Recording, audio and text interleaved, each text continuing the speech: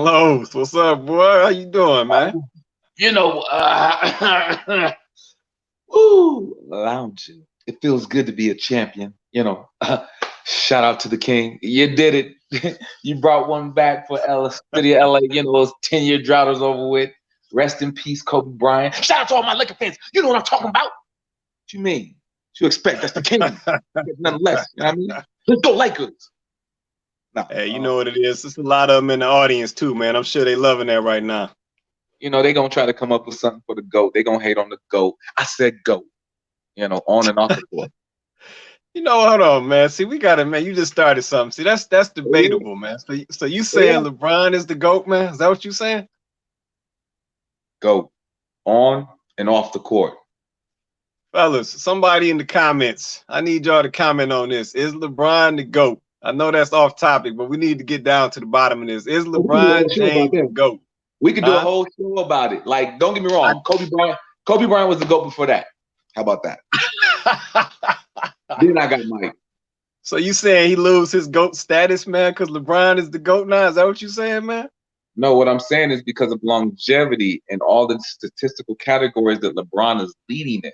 Because if anybody want to say Mike got 6, I'm gonna say Bill Russell got 11.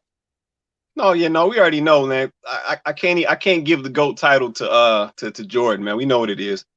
Yeah. So don't get me wrong.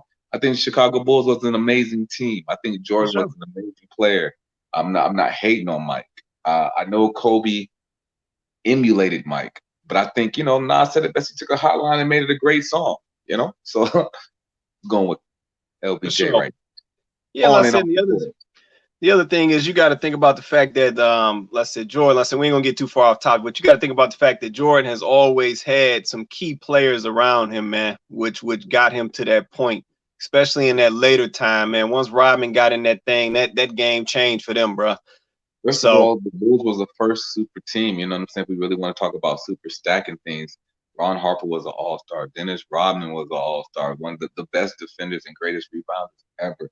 You got to look at the perimeter game. They had nothing but basically three-point champions. Steve Kerr, John Paxson, Craig Hodges. All these dudes were snipers from the three-point line at their job. They had a well-constructed team. Horace Grant wasn't no slouch. So I think this is how you know how good the Bulls was. Because y'all saying Michael Jordan was the greatest ever. Why did the Bulls go to the semi-conference finals without the greatest player ever? There it is. The Lakers, they're not doing that. There it is. Yep, there it is. We gonna do another show on that one, man. But shout out to our get one more ring though. We gonna put that statue up. We putting the statue up out the side of the Staples Center. And AD coming back.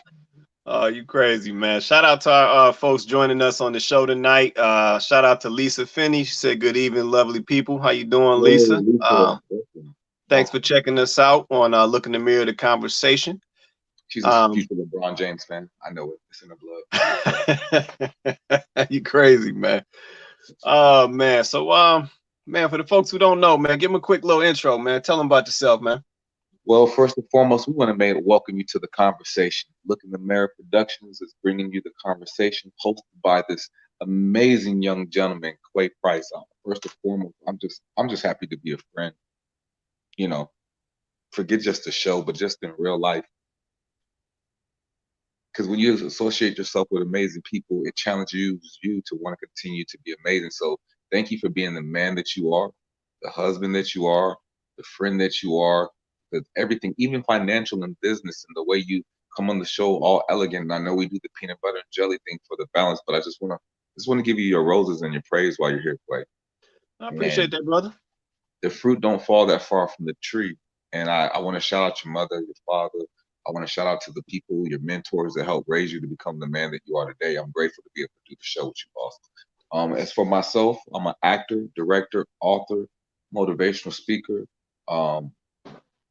And that all those titles really don't mean nothing. Let me just keep it 100 with y'all. Sometimes a bank account look like a low cell phone battery. But I look at it like this: like when you're doing something that you love, everything will fall into alignment. And so I'm just doing what I love, and I'm praying that God will continue to allow my cup to overflow long as I'm walking in my purpose and gift for Him.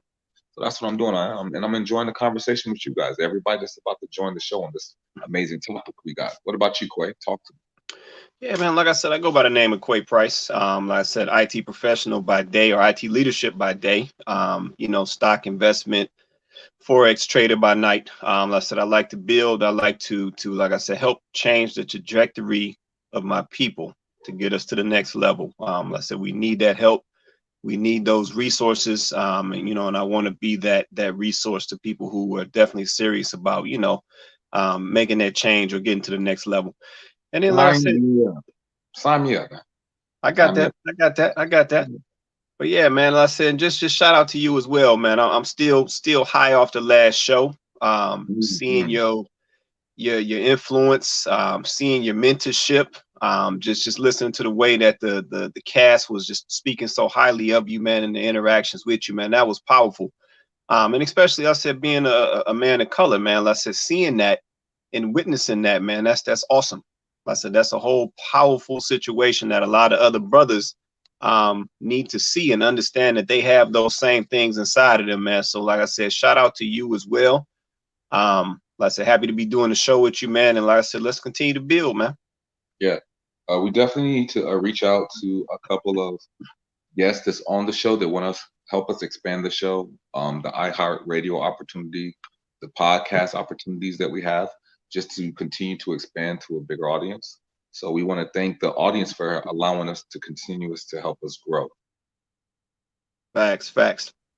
Well, man, let me grab this guest. We got a guest checking in with us, man. They want to get in on this discussion. Man, who's coming to the neighborhood today, man? Who's coming to the neighborhood? Who's coming to the conversation? That look like Peter right there. What's good, Peter? You hating on me? Look at my gear. Tell me that. Tell me that. What's that? Let's go, man. Wait. I think that like show What's that? What's Talk that? to him, B. What's that? That thing on back was champions. Y'all crazy, man. Y'all crazy. Yeah. Y'all crazy. What's Don't good make with me get you, the hat. It's right over there. Uh-oh. Hey, flex on him. Let him see a drip. Peter, go get your hat, man. Let's make it official, man. Go get your hat, talk man. me into it. All right, here we go. Here we go. Are the champions. Crazy. Yeah, I know that was off. I don't care. I felt good singing. How about that? He crazy, man. Crazy. Hey, Quay, you want us to send you a hat? You want to get on the championship train? We got you. Know what, man? Right. You know what, man? Here, you can have this one. No comment. No comment. No comment, man. I'm gonna leave that alone, man. I'm gonna let y'all have that for now, man. Like I said, you said LeBron was the GOAT, man. I got a little problem with that. We gonna get back into that later. I feel like LeBron. I feel like he's the GOAT of this era, but I feel like Michael Jordan was like the GOAT of his era. Like he's still one of the greatest basketball players of all time, but I feel like with LeBron, you got assists, rebounding, and you got points. Ain't that what make you the greatest then? If you leading in assists, points, and rebounds, ain't that that part of basketball? Yeah.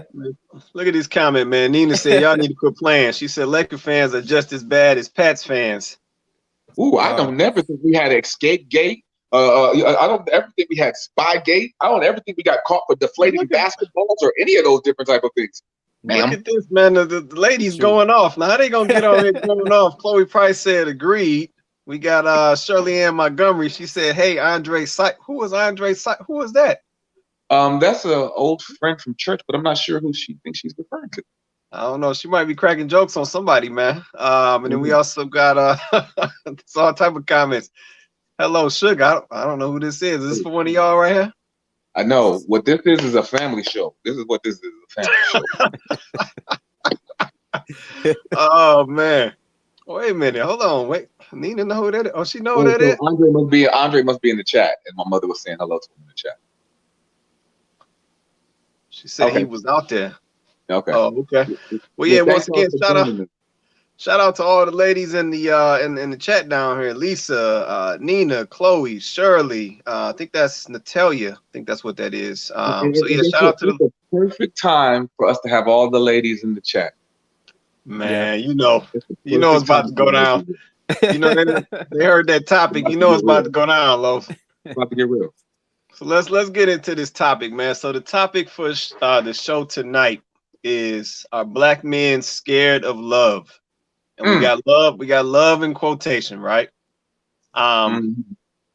So man, yeah, this show might get hot, low. So what you think, man? Well, I think it's about to be an amazing show. I think Peter's about to bring an amazing energy, and shout out to all the ladies that's in the crowd, all the queens out there. We appreciate your perspective and, understanding life from your lens, because your lens is going to be completely different than ours, a completely different vibration and perspective. So we want that energy, that vibration that you guys are going to bring to the table. And at the same time, when Quay get ready, we want to make sure we shout out our sponsors, Two Sons Juice. Amazing, all natural, black owned. If you're looking for just the real thing, you want to find them. You want to find this company. It's an amazing product. We also want to do our other shout out to our other sponsor, A Warm Friendly Grounds, brought to you by yours truly. The book, you can cop it on Amazon. It will be in a film festival near you. So we're out here working. And then we want to shout out our Lakers. We want to shout out all the Laker fans. We're bringing home a championship, number 17, about to pass the Boston Celtics next year. Yeah. So check out our sponsors, Quay. Yeah, so check out our first sponsor, warmfriendlygrounds.com. Like I said, this is King Martin's book, and like I said, film as well. So definitely go check that out. 5-star rated on Amazon, A War on friendlygrounds.com. And then we also got Two Sons Juice Co. So let's say cold pressed juice based in Metro Detroit, all natural, no preservatives, nothing but everything that you can pronounce. So go check them out. The number 2 Sons Juice Co. co.com. 2sonsjuiceco.com. All right, so let's get into it. And if any of the ladies want to join the panel, we would love to have you guys on the panel. We would love your perspective. We would love for the world to see you and you give your opinions, because it's important. It's valuable, because it's a balance between you guys, your opinion, and our opinion. And how do we take these different things to meet in the middle? Because no matter what, throughout love, I think you got to be able to withstand the test of times. For me, because I don't need nobody just to love me during the good times. Because you can find anybody to rock with you when when the money's right, when the success is right, when everything is just flowing and it's easy breezy. But I need somebody to love me when we can't talk, when we can't get along, when we can't find the answers, or in the middle. You know what I mean? I need somebody to love me during the rough patches. If I'm sick, if I'm not doing well, or if I'm in between and God is just transitioning me to a better space. So, I mean, what do you guys think of love? What is your definition of love? How do you guys see love? What is your perspective? Yeah, let me put some context around this. So I got a couple. I posted about this. I got a couple responses. So a couple young ladies responded. So let me read this first one. It says, "I don't know if it's scared. I would say black men are very selective." And then she also puts, "My definition of a man is very different than most." So selective. Was that again? Her name is Kenyatta. So do you think I know we're using the word scared, but do you think it's more of just being selective? Give me your thoughts on that, fellas. Do you think we're dealing with a situation where black men are just selective on who they deal with or who they commit to? Pete, since you're our guest, I'll go ahead and let you take your first. I feel like I can kind of go with that, like just a little bit more selective, just because. I feel like it's kind of like it's an easier world, but in a way, it's like a harder world for like relationships with social media and stuff like that. And then I know, like me, like as a man, like I want someone that like really commits to me, and then like just like whenever she gets upset or something like that, just like doesn't run off and go on like social media or something like that and put our business all out there, or try to get like attention somewhere else. So yeah, I think I can go selective. Quay? You know what? So I do think selectiveness plays a part in it, right? So you definitely, and like I said, I always make this reference to this list, right? So, you know, women have a list, and I think men have a list, but I think these lists look totally different, right? So that plays into this selection process. So I do think there is a selective piece of it to where the man is looking for certain things. I also feel like men, or black men in particular, have certain triggers, and if or maybe it's not even, I can't even really call it a trigger. Maybe it's more of certain tests. And if the woman does not pass those tests, then she doesn't get passed on to the next stage in the process, if that makes sense. Could you elaborate for people so they can understand? So I think you'll have a situation where a man may be dealing with something, right? So he'll run that by a female just to see how she's going to respond, right? And then if she doesn't respond, I guess you could say favorably, or in a way that he deems, or that meets the criteria that he's looking for, then he's not going to go any farther. Like I said, essentially, it's a red flag. Uh-oh, here they go. Man, I'm looking at these comments, boy. Man. I knew that was coming. Man. Uh-oh. Here we go.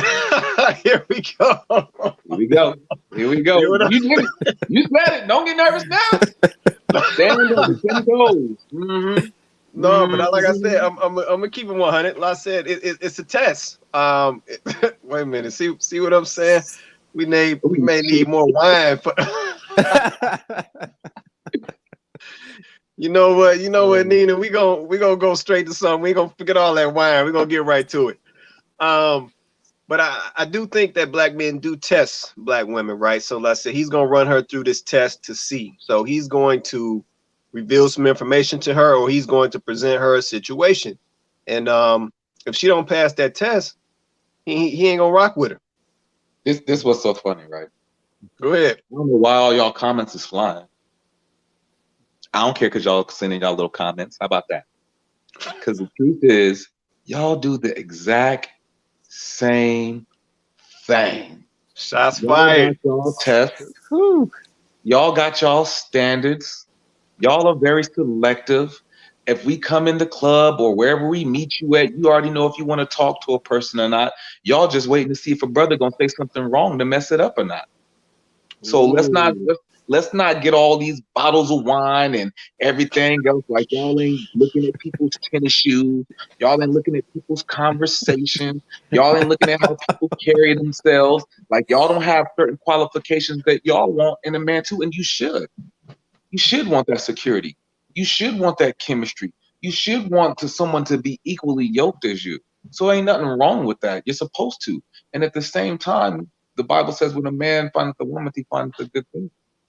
And so, look, I fell short in that. I'm gonna keep it 100 with you. I'm not gonna come out here and act like I ain't never been married before, or divorced before. I'm not gonna sit up here and act like I got all my stuff together, but I'm vulnerable enough to be able to tell the truth and be honest about it. You know, she said that's different than giving somebody a test. So, ladies, y'all really don't give men tests. Y'all really don't put men in certain situations just to see how they gonna react. They do. Y'all don't want to see how patient we are sometimes with you. If we're gonna talk to you in a certain tone, if we're gonna be soft enough or vulnerable enough with you, y'all don't put us in a test where y'all be ranting and going on just to see if we care about you long enough just to sit there and listen through all of that. They do. Come on, ladies, don't get quiet now. Y'all don't set us up with the test. Hey, love, what you want to go eat? Oh, I don't care. Whatever you want to eat. When we name 15 different things, that's playing a game, but that's part of a test too. That's part of a test. We call it game, test, reverb, what is that? Semantics, Y'all do the same thing to a certain extent. And I'm just saying, in the midst of this game that we play of courting or getting to know a person or whatever else, we try to found a foundation to try to build from. No, I don't do it intentionally, but you do it. Intentionally or unintentionally. Nina tried it. That's like us saying, yo, you know what? We don't intentionally do it either. Man, they going heavy in these comments, man. Let me read another response that I got. So I got another response on it. It said, "This is a good topic. I don't think they are scared. I think it's more of who do I give my all to?" Which I think this ties into the selection piece. She said, "Just like women have walls, men have a lot of walls up too." So fellas, do you think we walk around with a protective wall up, you know what I'm saying, and not just quick to let anybody in? Hell yeah. Yeah, I feel like I definitely do.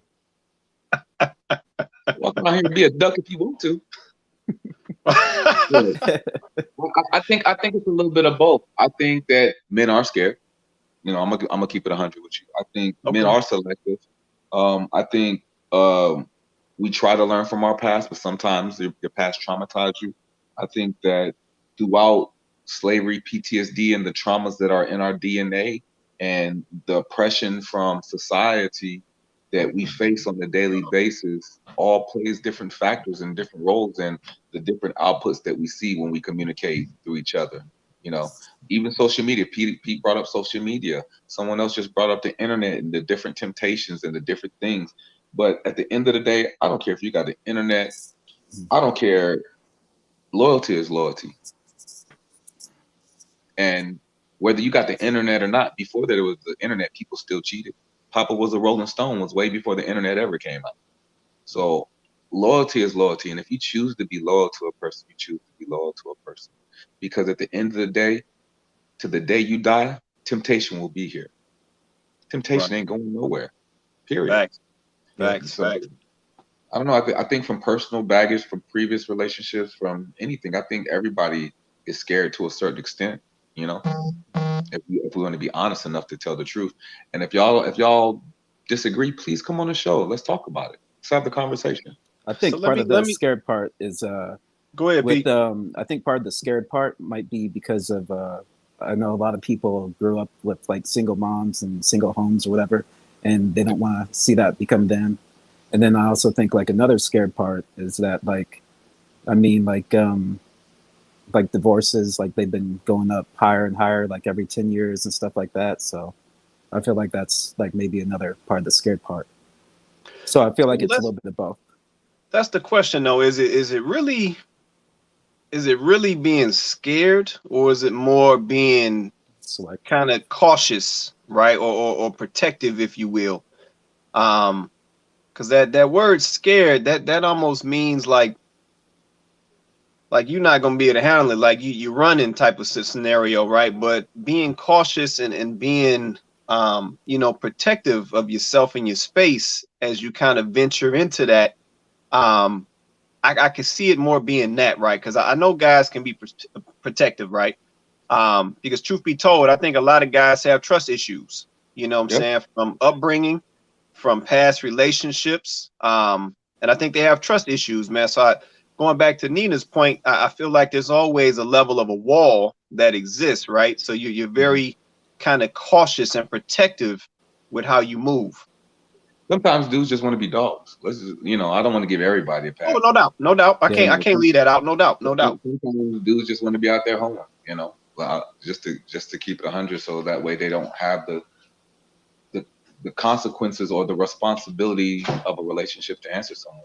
So I'll just be me, and I'll just play as much as I can play for as long as I want to play. You know what I mean? Yeah. And why should I put myself in a situation where I can just be free and do whatever I want to do? Because with responsibility and accountability, that means there's a part that you got to do. Right. And sometimes people become lazy and don't want to do their part. So why should I just tie myself here when there's billions or millions of people in the world or whatever else, But ain't nothing to me personally. It's just me. Ain't nothing like having somebody you actually really love. It's a difference. Facts. Yeah. It's a difference going over to somebody that you actually really love through their flaws. Because anybody can love somebody. Like here's the thing. Like, have you ever met somebody and it's like, oh my God, the chemistry is great, and it's all that fairy tale stuff, it's all the fairy dust and everything else, and then the reality of who the person really, really kicks in. and all that stuff go away and things look a little bit different, and you start to see flaws and you start to say, hey, well, I don't like this and I don't like that. And you know, in the growth of actually a person revealing who they are. Because when you first met them, you met their representative. Now you get to actually meet who they really are. And being able to find love and loving someone with their flaws, I think is personally a beautiful thing for me. Facts. Let me hit these comments real quick. So we got a comment from I think that's Natalia Keith. I think that's how you say that. Just correct me if I'm wrong on that. It says, I'll be honest, I do. She said, I know I'm a nurturing and giving person by nature. If I'm doing small things and it's not reciprocated, I'm eventually going to shut down. Okay, so see, she keeping it 100. She said, I don't want to waste my time giving all of me and feeling like I'm not getting, basically not getting anything in return anymore. So that's real. I appreciate your honesty with that. Appreciate your vulnerability with that, because nobody wants to get taken advantage of. You know what I mean? So let me ask you a question on that, Natalia. So do you consider, so what you just commented, do you consider that playing games? So be real with me. Respond to that and let me know, do you consider that playing games? Let me get another comment. Shirley Ann Montgomery says, not scared, just reserved. I can feel that. I can feel that. She also said, yes, protective. So yeah, I think she was agreeing with my point earlier. Let's see. Lisa Finney says, believe it's around being committed. Yeah. I could see that. Yeah, for sure. Shirley Ann Montgomery says, garbage and not being raised by real men. So yeah, we got to touch on that. Because that's another one of the comments I got here. I'm gonna read that in a minute. Yeah, I need you to enlighten me more on that. Is that for Shirley? Yes, and okay. Because I agree that we've in certain areas, because it ain't all just on men, but in certain areas about not being there for our children have failed. And when they go out into the world, they go out to the world with a different viewpoint because we weren't in the home raising the child the way we needed to raise a child, so they can see the example of love, so they can see an example of how to work through problems and how to work through a relationship and how to make things better and how to showcase commitment instead of just dipping. Because if that's all you know, how can you ever learn how to actually work through something if you've never seen nobody work through anything? Right. No, that's facts. That's facts. Another comment, Shirley Ann Montgomery says, some women / mothers are the issue that we deal with in some men. The original players. That's deep right there. Okay, so she's saying that the moms and the women's might have the mom and the women have a role to play in that as well. Okay. So that ties back to that upbringing a little bit. Let's see. So Nina, she posted a comment. Nina says, do you think some men are in the hoe phase because they are scared to let those walls down? Grab that, Steve. Grab that comment. Do you think some men are in the hoe phase because they are scared to let those walls down? Yes, absolutely. And some people just want to be a hoe. Just keep it 100. Some people just want to be a hoe, and then some people have been hurt, and they'll be like, "I'll never let no one else hurt me like that again. I never want to feel that again. I never want to be vulnerable like that again. So fuck it, I'll just be a hoe and while out." I struggle with that though, man. Sometimes I wonder, do dudes really wanna be hoes, or are they just selfish? Both. So y'all tie that together. That's the same thing. Hey, Quake, Pete, bruh, I just did this, bruh. Look at me, oh, bruh, bro, look at the picture, look at the gram, look at the text message. I'm not gonna categorize or act like we don't have dudes out there that don't. It's not like that. I think people want love or whatever else. I don't think people want to put the work in for the love that they claim they want. And then when you get hurt in that process, you're scared to go out and go through the process again. So it's like, fuck it, I'm just gonna wild out. Yeah. Right. You know, I don't want to be, or I ain't found the right one to tame me yet. Nah, can't nobody tame you. Can't nobody make you do anything. You choose to do it for that person. Right. Facts. Yeah. Let me get another comment real quick. So I think Natalia said, I think it's more, okay, she's responding to my my questioner.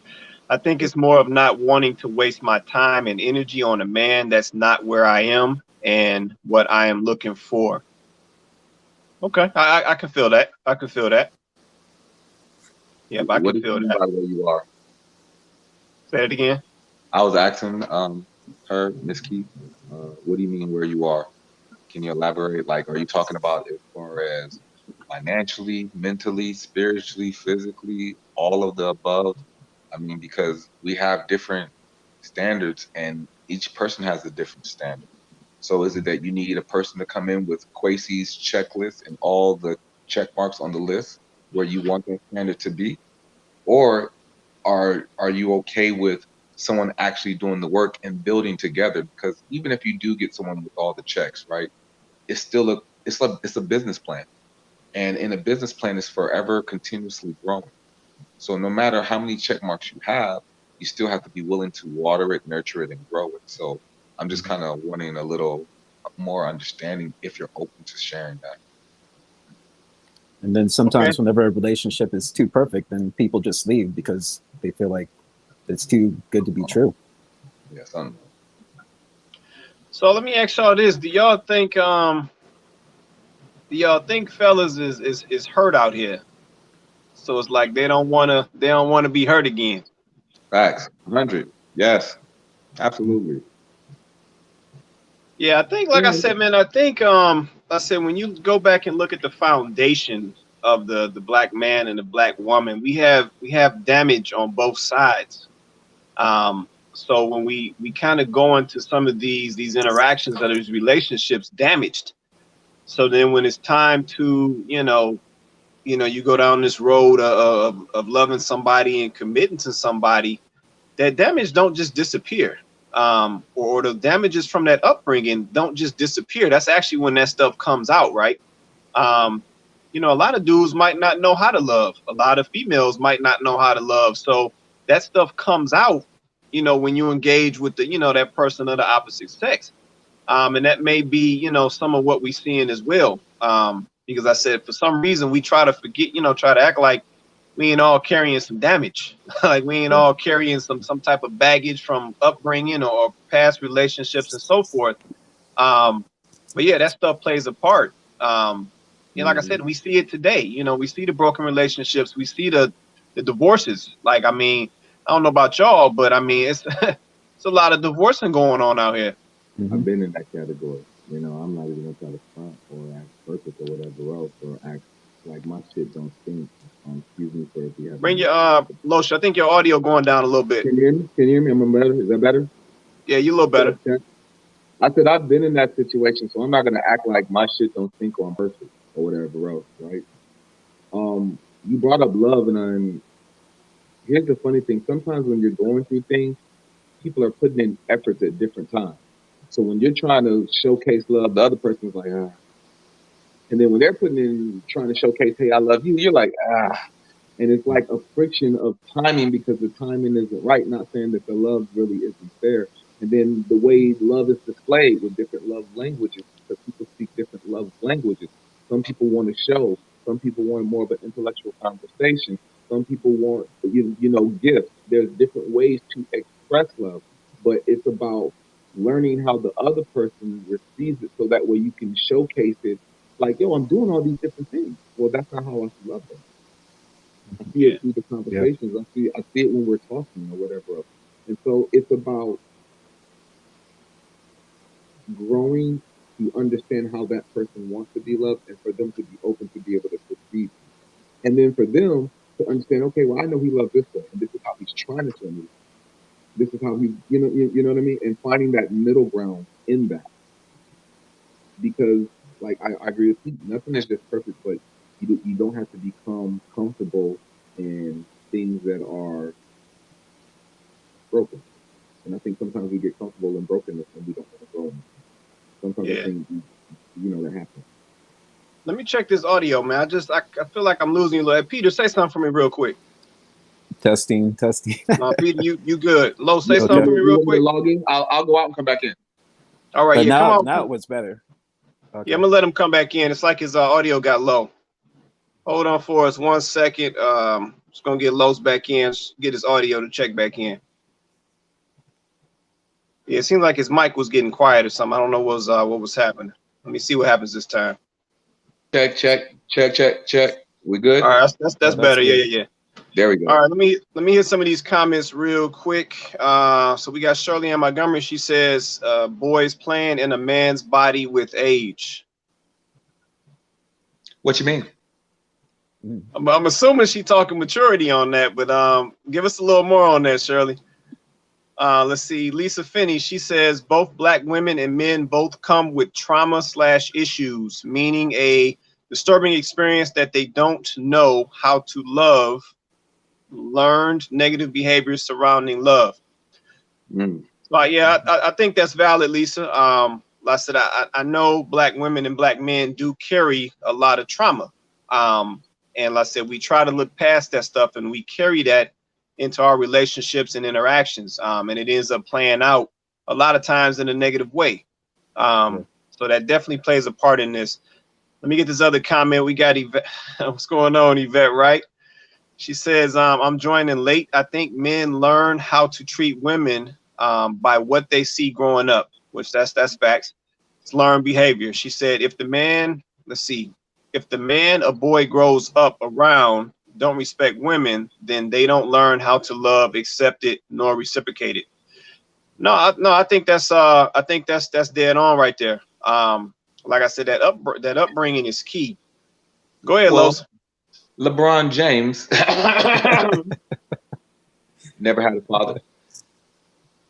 And you look at his scenario and his situation, and he's an amazing example of how to be an amazing father, husband, and everything else without that in the household. So I'm not saying that environment doesn't play a part, but I will also say the responsibility of choice, because that's like people growing up in the ghetto and not having anything and then making it out the hood. You know what I mean? We can't just say our environment dictates everything. Does it have an effect? Yes. But at the end of the day, one of our greatest gifts as human beings is free will and the right to make choices and better choices. So there's books out there. You can always want to learn. You know what I mean? You can always take the time and put your energy into figuring it out if you choose to. Right. Facts. No, I think that's once again, that's another extension of kind of what we're touching on right now. There's plenty of examples of fellas who grew up in, less than desirable conditions, right? But they've turned out to be great men, you know what I'm saying? Great fathers and great husbands. And that all comes back to a choice.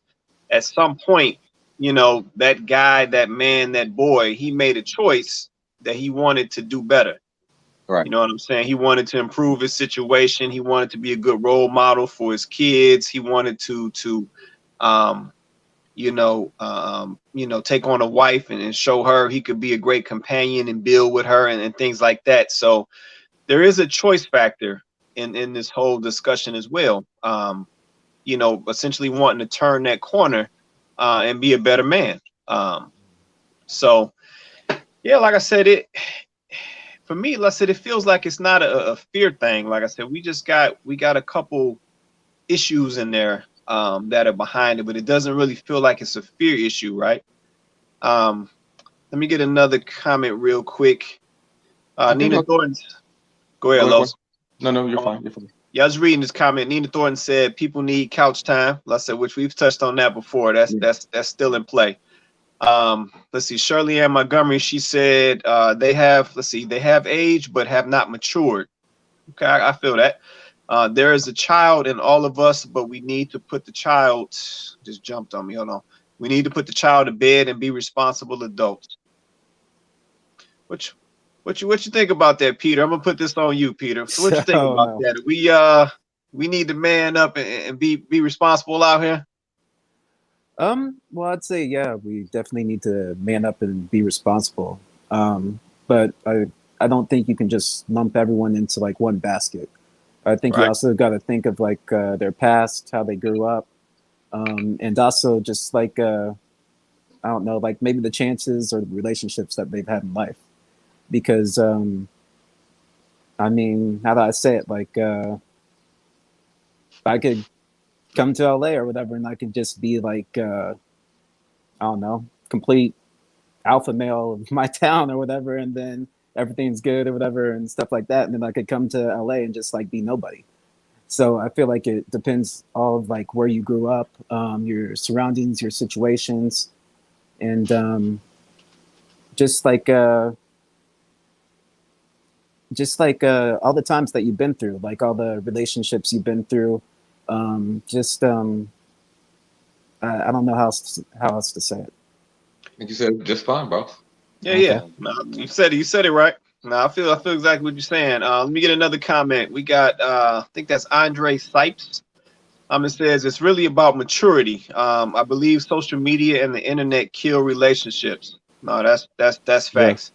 Everything is on display. That's facts too. We're in a day and age where if you want to be a hoe, you can do that. Yeah. All you have to do is log on and search for what you want. Yeah. Man, Shout out to all my people that use the OnlyFans page. that's facts. That's facts right there. Yeah. So you know what? Let me throw that question out there. Based off what Andre just said, how much do y'all think that social media plays into black men? Because I said we focus on black men tonight. Black men pursuing serious, committed relationships. Like, how much do you think social media plays into that now? I feel like it plays a major role, because if you're not on social media, then you're probably not so-called cool or whatever. And I mean, how else can I say it? Like women are the gatekeepers of physical activities, stuff like that. And then men, for the most part, they're the gatekeepers of like relationships. But I feel like a little bit now, because of social media, the women are starting to take over both fields. Okay.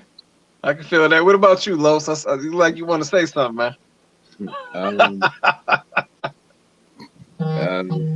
There's no right and wrong perspective, so I respect where Brother Peter is coming from, first and foremost. I think that the effect that it has on it is the psychology of it. Well, if we get into an argument, it ain't working out here, let me go see something else. Yeah, I think that it puts temptation right in front of your face, because you're always looking, you're always scrolling, you're always seeing. I think it creates desires of wanting someone else's lifestyle, because this person's traveling, this person's doing this person's doing that. And then you got your thought pictures or your thirst traps and everything else that's out there that you see. So it's like, why should I work at something out here that's basic or whatever else, this argument or something? I think it allows arguments that are minimal to become something huge. Because I see fun online, and I see this fake world of what I believe in the reality that I want, right? Instead of creating the reality that's right in front of me to have. So now we're pocket watching what someone else is doing, and now that becomes the reality that we want. And now we don't want the reality that we have that's right next to us in front of us. So now we start scrolling and looking at all these other different temptations or desires, trying to fulfill something through social media or void through that, instead of figuring out how to make the void work that's right here at home. Man, we still gotta get your mic together, man. Something going on with that mic, man. What in the world? You was good for a minute, and it's like it starts changing, but you was good. Say something now. Check. That sounds good, man. All right, I had to go. I hear like a...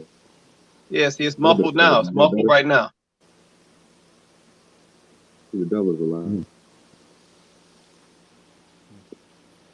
Yeah, it's like you're going muffled, man.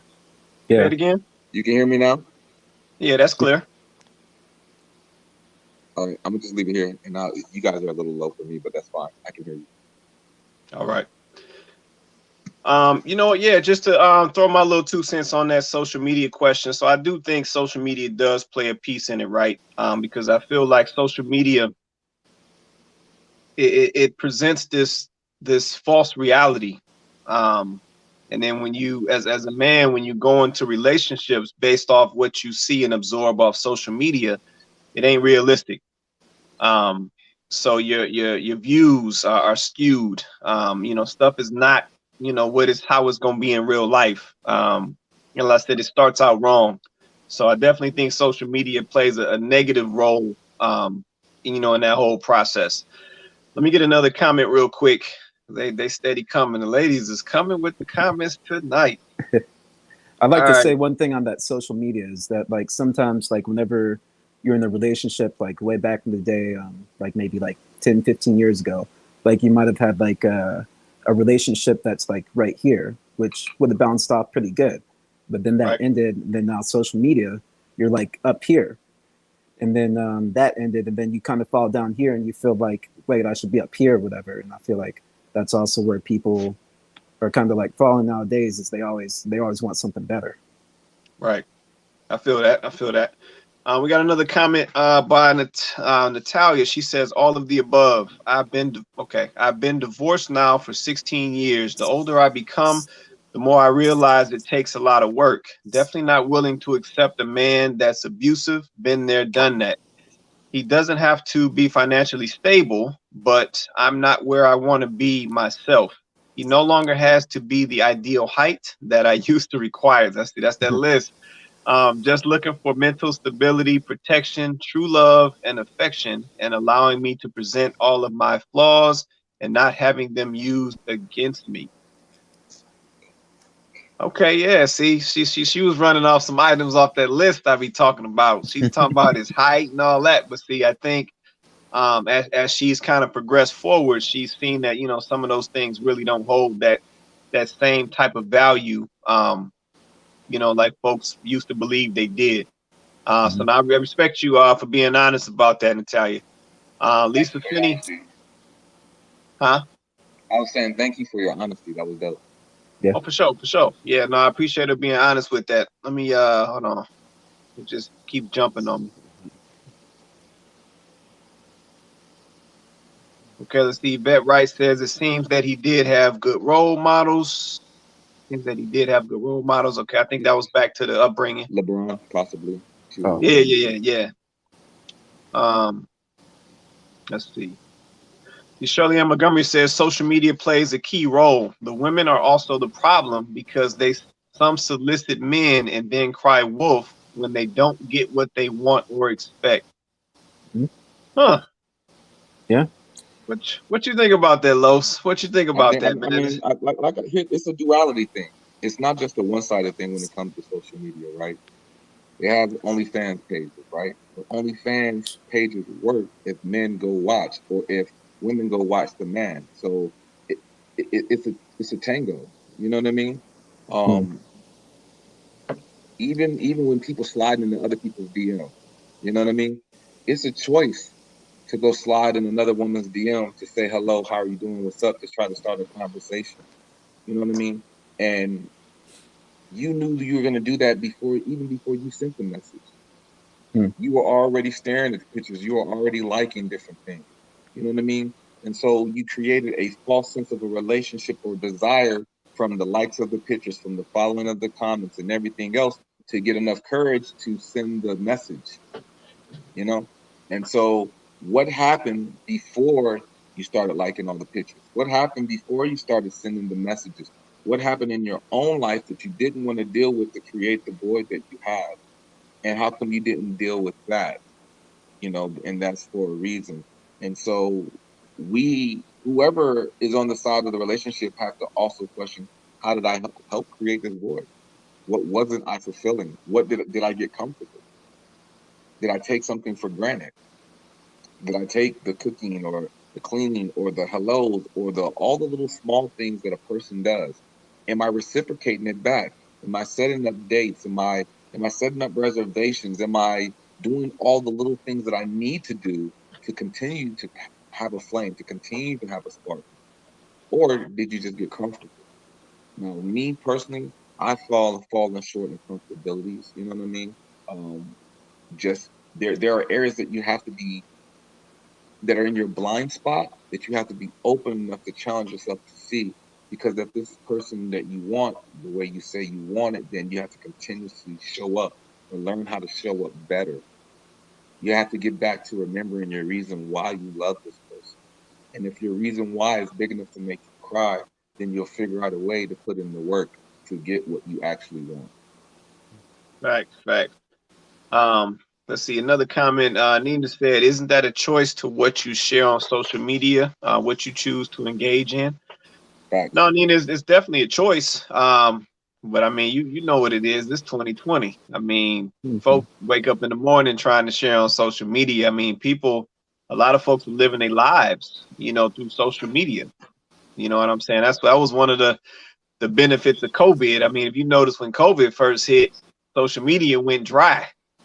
You wasn't seeing no fabulous pictures. You wasn't seeing no fresh haircuts. You wasn't seeing no fresh weave. You wasn't seeing none of that. Like, that got shut down. So yeah, no, folks live their lives on social media, and truth be told, a lot of folks validate their relationships based on social media. As sad as that sounds, but it's happening.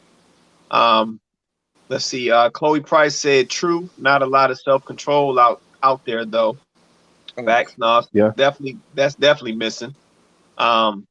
Nina said that's key. A lot of lack of self-control, and people forget social media. A lot of it is fake and isn't real life.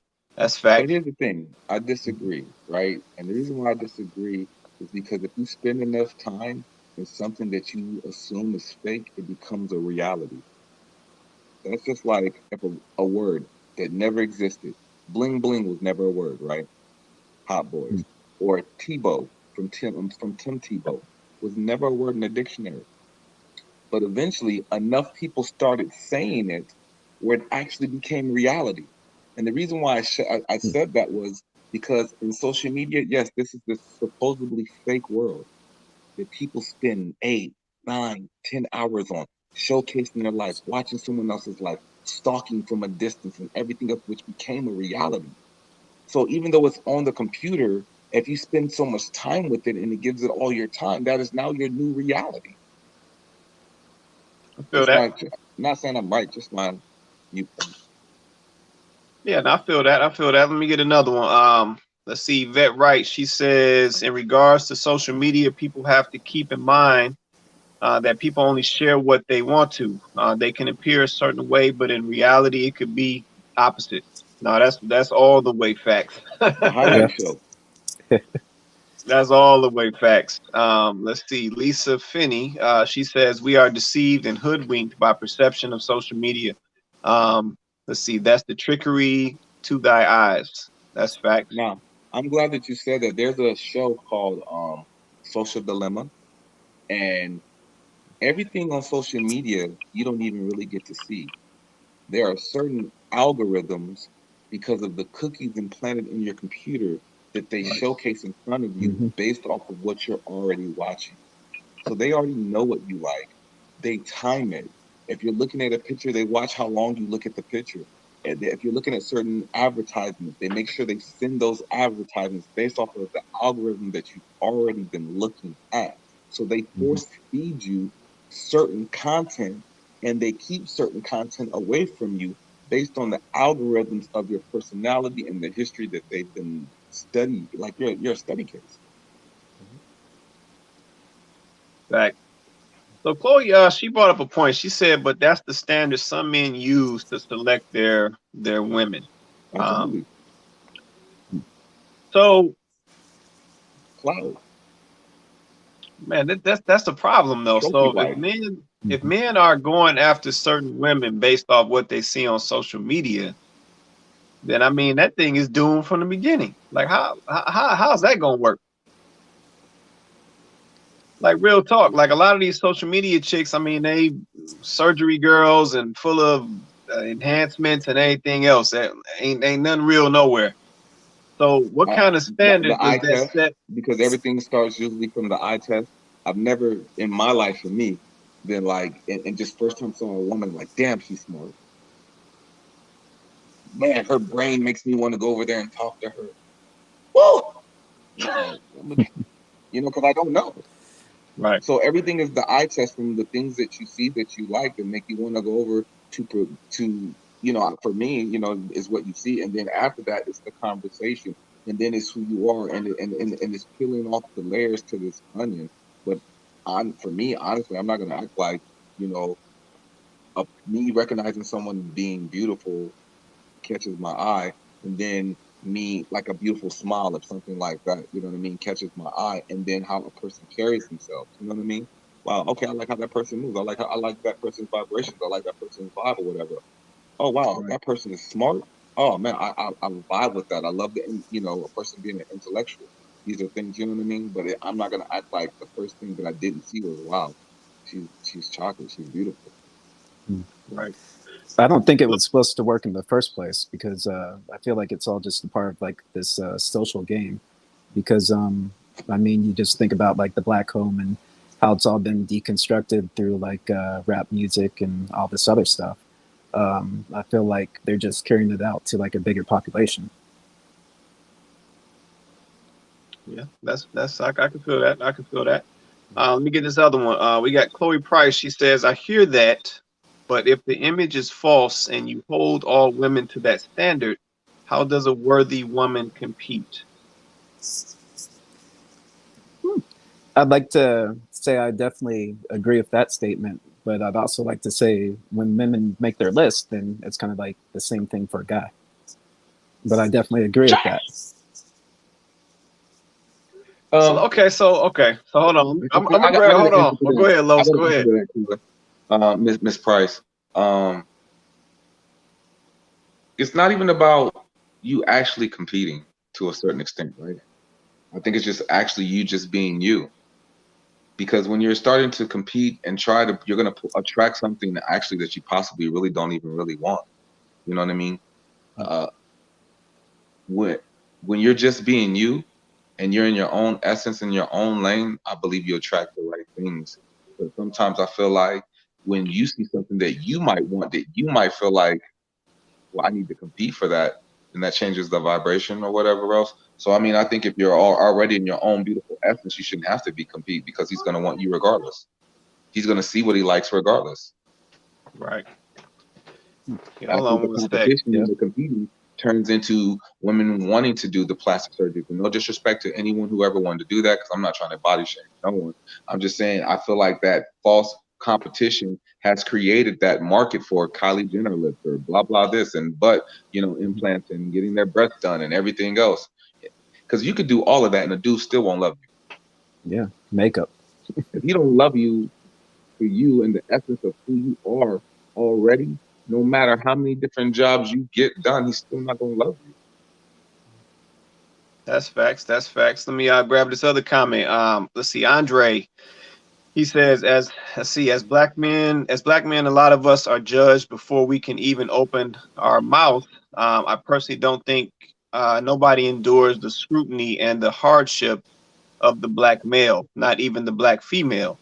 There's good and bad in all cultures, but a great brother can catch a hard time based off of all brothers. Man, that's facts right there, Andre. That is facts right there. I think black women have it harder than us, per se. That's just my opinion. I think black women are the most culture appropriated, the most hated, because when you look at television, you still have black men on television that get paid higher than women. You still have the black desire of a black man or whatever else that's featured through television that's televised. But when was the last time you've seen a beautiful chocolate woman get the same representation as a man on television? No, that's facts. Hold on, we got a guest checking in. Let's see who we got here. Oh, hey, I'm back. Chloe Price. Hey, back welcome back. Welcome back to the conversation. I'm not okay for real. I'm not gonna stay this time. For real, I'm not gonna stay. For real. You're more than welcome. Because this really is a topic for you guys, like for real. No, it's a topic for us because there's no love without you guys. The type of love I'm talking about, without you guys. So you guys are part of this.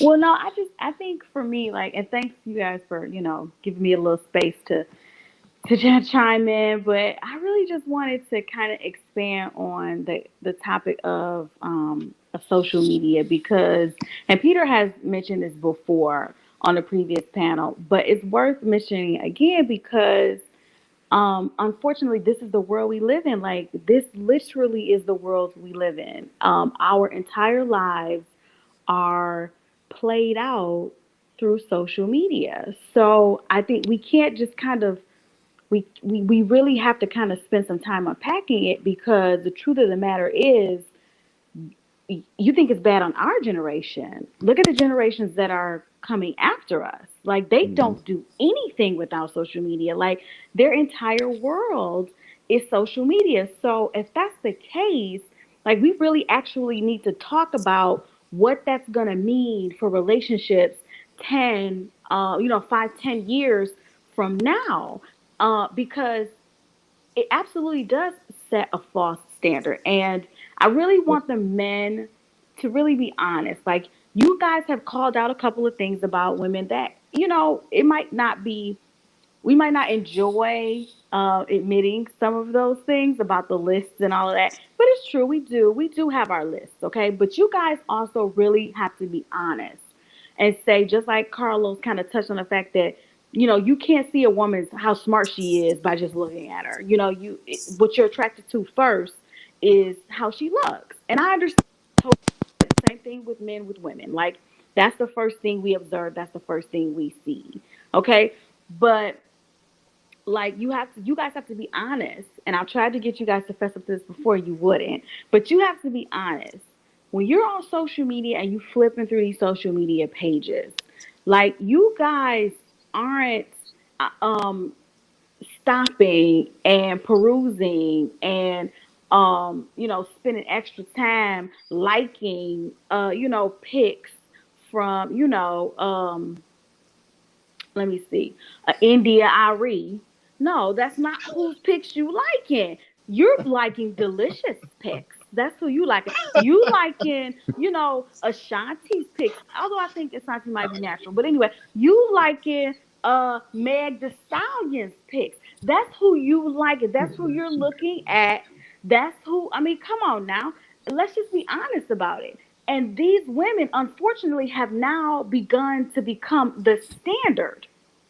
Maybe not for every guy across the board, but in general, these women have become the standard. So now that these women have become the standard, you have other women who maybe have, and yes, it has to be some type of insecurity there or something there already pre-existing. But these women now have become, they have become the standard. And so you have other women looking at that like, well, dang, I want some attention. I want a guy to look at me. I want a guy to like my pics. I want a guy to be willing to take me out on a date. I want to, so now, I mean, yeah, Cardi too. But now, I mean, like, women want to now, that's the image. That's the image that they want to emulate because that's how you get attention. That's how you get likes.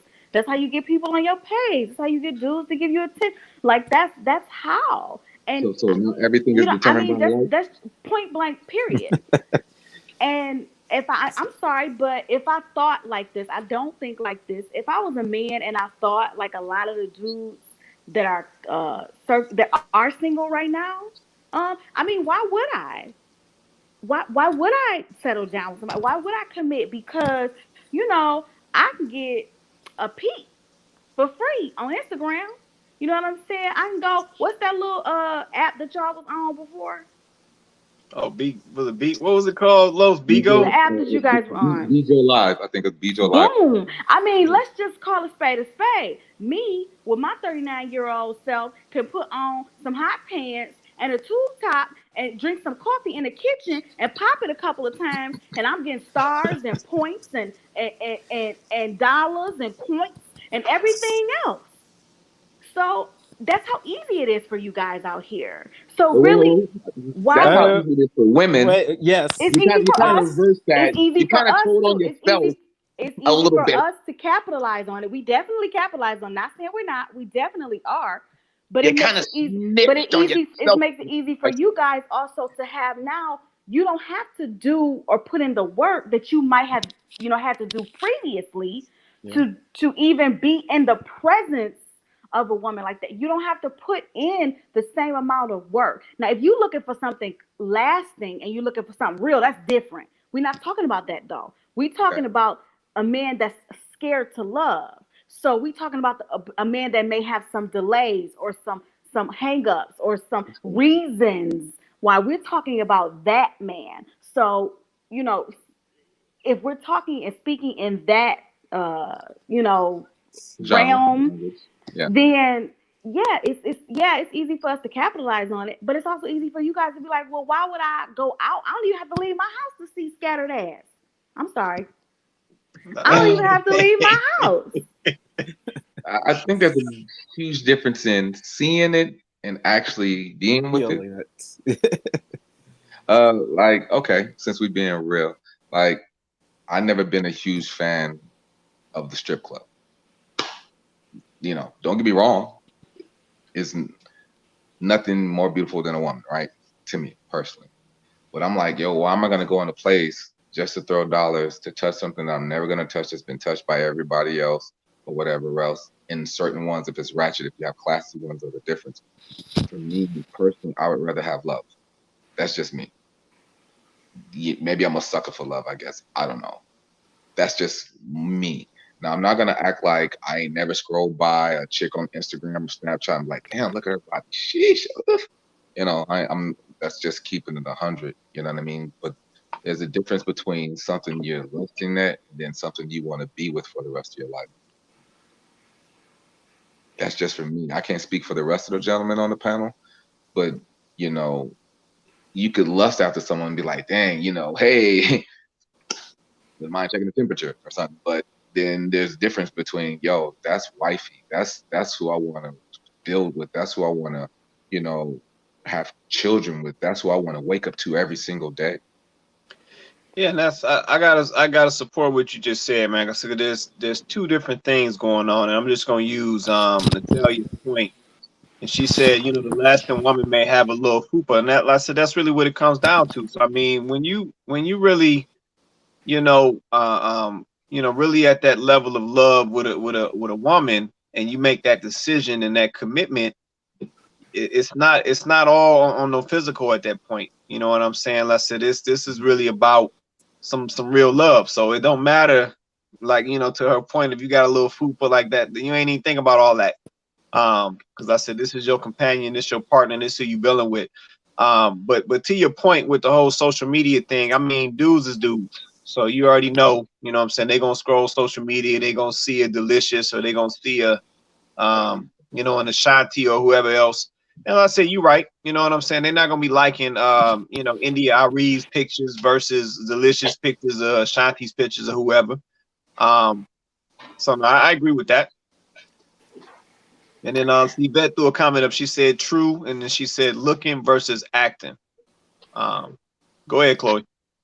Well, no, I was just gonna say. I mean, I think I understand that, but we're talking about our men scared to love, and I think we have to at least examine the possibility that in some cases it's not about being afraid to love or scared to love. Sometimes it's about not wanting to, I mean, just to be honest, it's about the selfishness of this thing. It's about, not wanting to give in to love, not wanting to, I mean, there's probably a lot of single dudes right now that know a girl or two that, probably kind of feeling them a little bit and probably could be a cool girl to be with and might even be somebody that they, can really build with. But at the same time, that's not who they want though. That's not who they trying to be with, because, in order to be with her, they got to let, all the little jump offs that, they got go. They got to let that go, and they don't want to, and I think that's, like we have to examine that for real.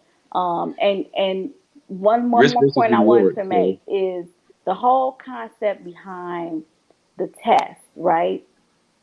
Because I really wanted to get into this when y'all said this. I think that I understand the wanting to test, and I think we all have ways where we, we kind of try to check temperatures and see, okay, let me see how. But the dangers of that, though, is that if that person doesn't, so if that person in that moment doesn't Take your time. respond the way you are looking for them to respond, and it literally is just, they didn't respond that way for whatever reason, you could potentially miss out on somebody because they was being tested, didn't know that they was being tested, you know what I'm saying? Didn't genuinely know that they was being tested, wasn't expecting that, and now like they're looking at it like, dang, what I do wrong? I actually really like that person. Like I actually thought I was, I had something with that person, Yeah. and they just missed it because that they weren't looking for that. Like, I mean, it's like the guy that's proposing to the girl, and he's trying to set the moment up just right, and she's complaining because she's been walking and her feet hurt, and she don't know that this man has got this thing going on, and he's trying to build this thing up for her, but she just tired. It's been a long day, long week, whatever. She ready to go home or whatever, and now it looks like she's being a brat, but really she just kind of had a rough day, and he, in his mind, he's got a whole other scenario. And she's thinking about, well, dang, my day, and I'm tired. It was rough. And my coworkers got on my nerve. All of that. See, that's the trouble with the test. And to be honest with y'all, to be fair, that's also the trouble with the list that women have, right? Thank you. It's the same thing, okay? The list and the test is the same. We have to be careful out here. Like it's not, this is not a game. Like we need to really just stop playing games. There's a lot of game playing around here. It's like, what happened to people courting each other to find out if they were compatible? See, if you didn't jump right into somebody's pants, you would actually take the chance to get to know them, and you wouldn't have to be doing all these silly little tests or having these lists, because you could court somebody, date somebody, get to know somebody, and find out if they right for you or not. Now I got to audition. Now dudes want to audition you before they even take you on a date. They want to take you out for a cup of coffee first. They want to meet you for a walk first, because they want to audition you to see if you even worth a date. I'm like, dang, I can't even get a date. Ain't that part of courting, though? You're not even willing to That's date not me, courting. to talk to me. Hold on. We can't even have a conversation over dinner. You want to meet me for a walk first before you even want to take me on a date. That's It's like, courting. Hold on, Miss y'all Price. whack. How you come on here and just take over this? Wait a minute, Miss Price. How you just come on here and just take over the show? Hold on. I'm sorry. That Hold on. Who put you up to this? Was it My Yvette, bad. Nina? Who put you? I'm Did sorry. Nina do this? I Yvette, just who have was to it? speak up for the ladies because, listen, First and y'all know foremost, that's though, whack. us going on a walk is a part of courting. That's a part of courting. Just us chilling and going for a walk and just getting to know each other and No, just talking and Carlos, enjoying. no. How is that That's not? not how it's being used these days. Peter, Wait, can you please wait. back me up here? If Dudes I is wanna, taking girls on if I'm pre-dates. asking They you, taking them on pre-dates to make sure they qualify them for a real date. Now okay, you know that's true. I'm not saying what you're not saying isn't true. I'm saying a date isn't only let me take you to dinner. That's not the only type It's of date. not. I'm not saying that, and I'm not saying it even got to be anything fancy. I'm just simply saying. I'm not even saying it got to be. I'm not saying you got to spend a ton of money on the first day. I'm not saying that. I'm just simply saying the intent. It's not the activity. It's the intent behind the activity. My intent is to get to If know you you. taking me, if you're taking me on a walk for the park because because you want to do something active with me and you want to do something like that takes a long time so we can get to know each other and talk, then cool. If that's your intent, then that's different. But that's not what we're talking about. We're talking about dudes meeting you online saying, let's go to Starbucks and grab a latte right So you quick. basically talking about Cassie trying to do a one night stand. Cassie trying to get a one night stand. Is that what you're talking about? People trying to just straight up hook up. Yeah, that's the dude trying to run through. So that ain't the same. So wait. That's what I'm trying to get clarity on. Are you just talking about cats who are looking for one night stands? Or are you I know dudes are doing that. I know dudes are just hooking up. So yeah, they auditioning, Women audition too. They auditioning their next cut, but you can't do a one night stand by yourself. I'm talking about you can't do a one night stand by yourself. I'd say. I'm not saying. I'd say if listen, you I want to am meet a not girl at saying Starbucks, that it's then not wrong on both sides. That's not what I'm saying. Yeah. I'm just simply saying. Right now, the specific topic. We can talk about the ladies too, but right now the specific topic is: are black men scared of love? So I'm not saying we can't get a ladies some time, but No. y'all need to I'm okay own with being up on that. and fess up Hold up. to what's really going on. Let me grab this comment. So we got Jamila Price on here. So she said some men seem hesitant to take that leap of faith for their forever love, because they've never seen it done successfully. So what are our thoughts on that? There's a church song that was written about what that statement right there that you just said. It's an old hymn, and it go like this: Amen. You know what? Amen. Amen. Amen. Amen. Okay, but y'all don't think that women have some of the same, and she's right, but women have some of the same fears. This show ain't about the same fears. So hold on, let me respond to Jamila Price. So now, Jamila Price, I think you're absolutely right. So there's a lot of men who do not have, or have never seen an example of a successful love relationship between a man and a woman. So yeah, they really out here lost. So I agree with you on that.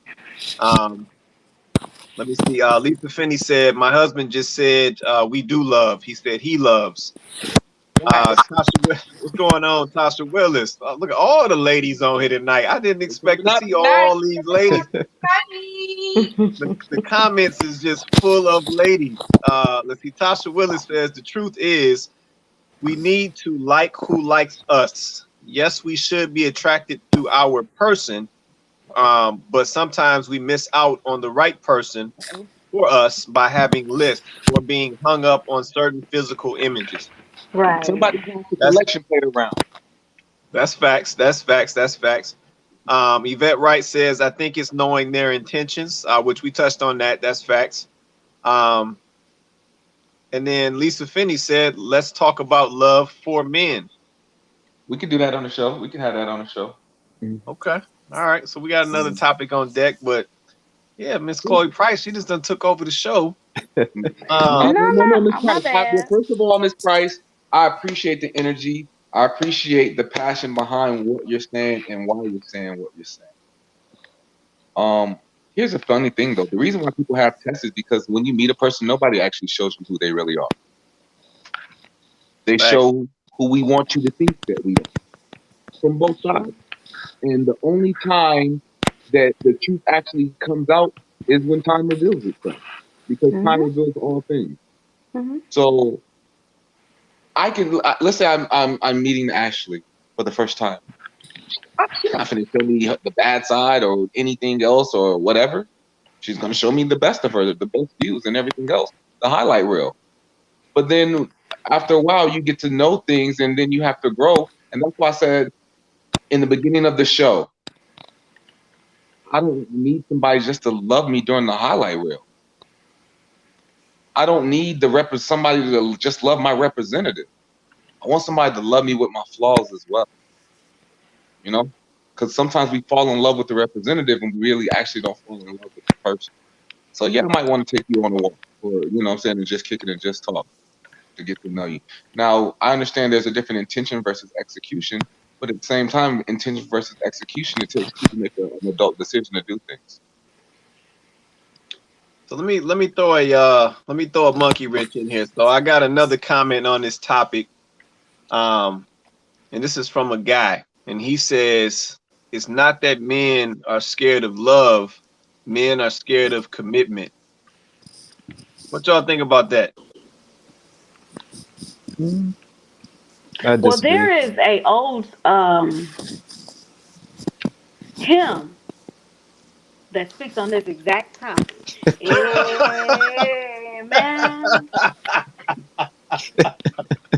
Man, hey, hold on. Let me figure out how to block a guest. Hold on a minute. Let me see how I Let me figure out how to block his guest. Hold on. Let me see. See, y'all shouldn't have let me on. I should have Well, stayed you know, in the comment section. See? okay.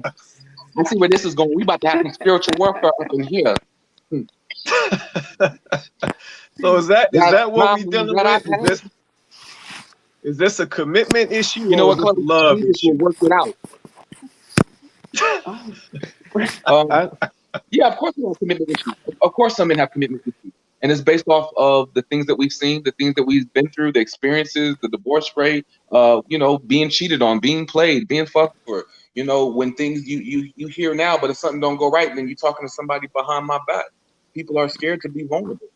So yeah, it's not that people don't want to be committed, but sometimes in the commitment you fear for that because you don't want to be hurt, and so you don't commit to protect yourself, so that way you can just continue doing what you do. Right, facts. All right, so Yvette, right, she hitting us with this question, fellas. She said, "What are y'all's? Is that what she said? Y'all's? What are y'all's the men definition of love?" So she wants to know what's our definition of love. Go ahead, Pete. How about you go first? So technically, that's why you got to get here at 6:30. I answered this question about definitions of love, and I had started it off by saying I don't want someone just to love me during the highlight reel. I want somebody to be there for me during the bad times. I want somebody to be able to pick me up when I'm going through what I'm going through. Because anybody can love you when it's good. You able to buy gifts. Everything is popping. Everything is going well. I want somebody to be able to love me through the hard times. I want someone to, if I didn't book the job that I wanted, for someone to let me know that it's okay. You know what I mean? To uplift you, to encourage you, to want to feed you mentally, physically, and spiritually. I want someone to not only treat me how they want to be treated, because sometimes I feel like we're so selfish that we have a standard that we want to have, but we don't even meet the standard that we claim that we want. You know what I mean? I want my person to be able to do this, that, and the other, but you're not even there yourself. I want someone who wants to grow and want to build, want to love, and want to laugh. You know what I mean? And even when we're going through conflict resolution, that we figure out a better way, even if it's unhealthy at first, a better way to become healthy in that conflict resolution, because nothing is ever going to be perfect. And I want someone loyalty. I'll take loyalty over just your love. I know that might sound crazy, but I think loyalty is way deeper than love, because you can love me today and not love me tomorrow. But loyalty, when you're actually really loyal to someone, when you really have someone's back through the good and bad, I'll take loyalty all day. So let me I'd throw some. I'd also like to add to that. Then I also ahead, want Pete. someone, everything that those said or whatever, and also someone not to love me for my wallet or what I can do for them. I feel that. Let me throw something else in there. And I'm trying to see how to put this. So we had a previous show where we talked about why are black women single, right? And we touched on something of kind of guys not seeing value in getting married, right? So that was one of the contexts to that discussion that we had. So let me present you. I want to present you a question, Yvette. It's basically all the ladies in these comments. I say the comments is full of ladies. We got grown, we got it all in here. Join the panel, ladies. Come on the panel. Let's Yeah, no, conversate. definitely leave feel Chloe up free here to by come on the herself. panel. That's right. Yes. But I want to present this question real quick. So for the guy who can be or could be scared to love, I'm trying to approach this from the marriage perspective, right? So ladies, do you ever feel like, keep it 100 with me, do you ever feel like, and this is based off our other show, do you ever feel like your approach to basically getting married to a man could have that man be scared to get married to you? Expand. So no, because I said this based off our last conversation, right? And it's also based off another video I saw today. But the dude said pressure. He felt like pressure was being put on him to get married, right? And for me, I didn't see the pressure part, but that's just how he worded it, right? But this ties back into the last conversation we had on the other show. So, question to the ladies: do you feel like some of the quote unquote pressure that a man might interpret in that process of y'all getting to a stage of getting married could have that man scared to move forward or to make that commitment? Do y'all think y'all can sabotage y'all own engagement or a person wanting to marry you? Right. Can you? Hey, Yvette, hold on 1 sec. Yvette, I'm gonna send you the link. Go ahead, Chloe. Can you expand on his take on it? Like you said he felt some pressure. Basically what he was saying was he felt like his girl gave him an ultimatum. So right? do you think was it also it was just pressure from her? I was gonna ask, was it pressure from her? Was it pressure like societal pressure? Like No, or it's pressure. It's pressure from pressure from his girl. That's what he was saying in the video. Right. Well, I think that first of all, a guy do need to. I don't know. I guess for me, in my perspective, being someone who was single at once, dating someone for an extended period of time, I think that I think for women, this and you, I mean, Chloe, you already know how I feel about this. But I'll say this out loud because I know I'm not the only woman who does. As a woman, you should absolutely have a standard for yourself. You should absolutely have expectations for yourself. And if you have been with a man for a reasonable amount of time and you have been sleeping with this man, let's just call a spade, taking care of this man in any kind of way, funding anything, picking him up when car breaks down, and basically doing all of the duties that a wife would do prior to having a commitment because you genuinely care about this person and you want this person to know that you support them completely. And then you get to the point where you go, how much longer should I allow right myself to play your wife but not expect to receive the commitment of being your wife? See, you tried it. I maybe some women will do that, but I'm not one of them. I'm not. And I'm sure there's a lot of women who feel the same way. I'm not going to do that with you. I'm not going to do it because you're not about to keep getting this milk for free. My milk is expensive. This is USDA prime organic non-GMO milk. Okay? And you're gonna pay for it. Thank you, but you've been so good Now, to me. what the other lady saying? I feel like you want to say something about maybe even a clock running out. I mean, some women do feel like that. That wasn't my story. Like that wasn't my story, but some women do feel like that. Depending on what age you are. Like it's for women. Like if you have been with a man for a decent amount of time. I'm not talking about what's a decent amount of time? Because I know everybody's time is different. But what's a decent amount of time?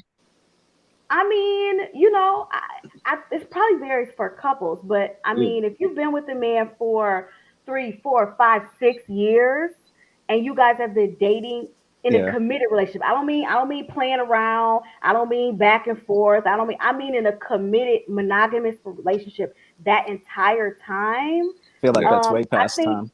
I think that's a good amount of time for somebody to have gotten a chance to really know somebody. So 3 through 6. You said 3 through 6? Yeah, I mean, yeah.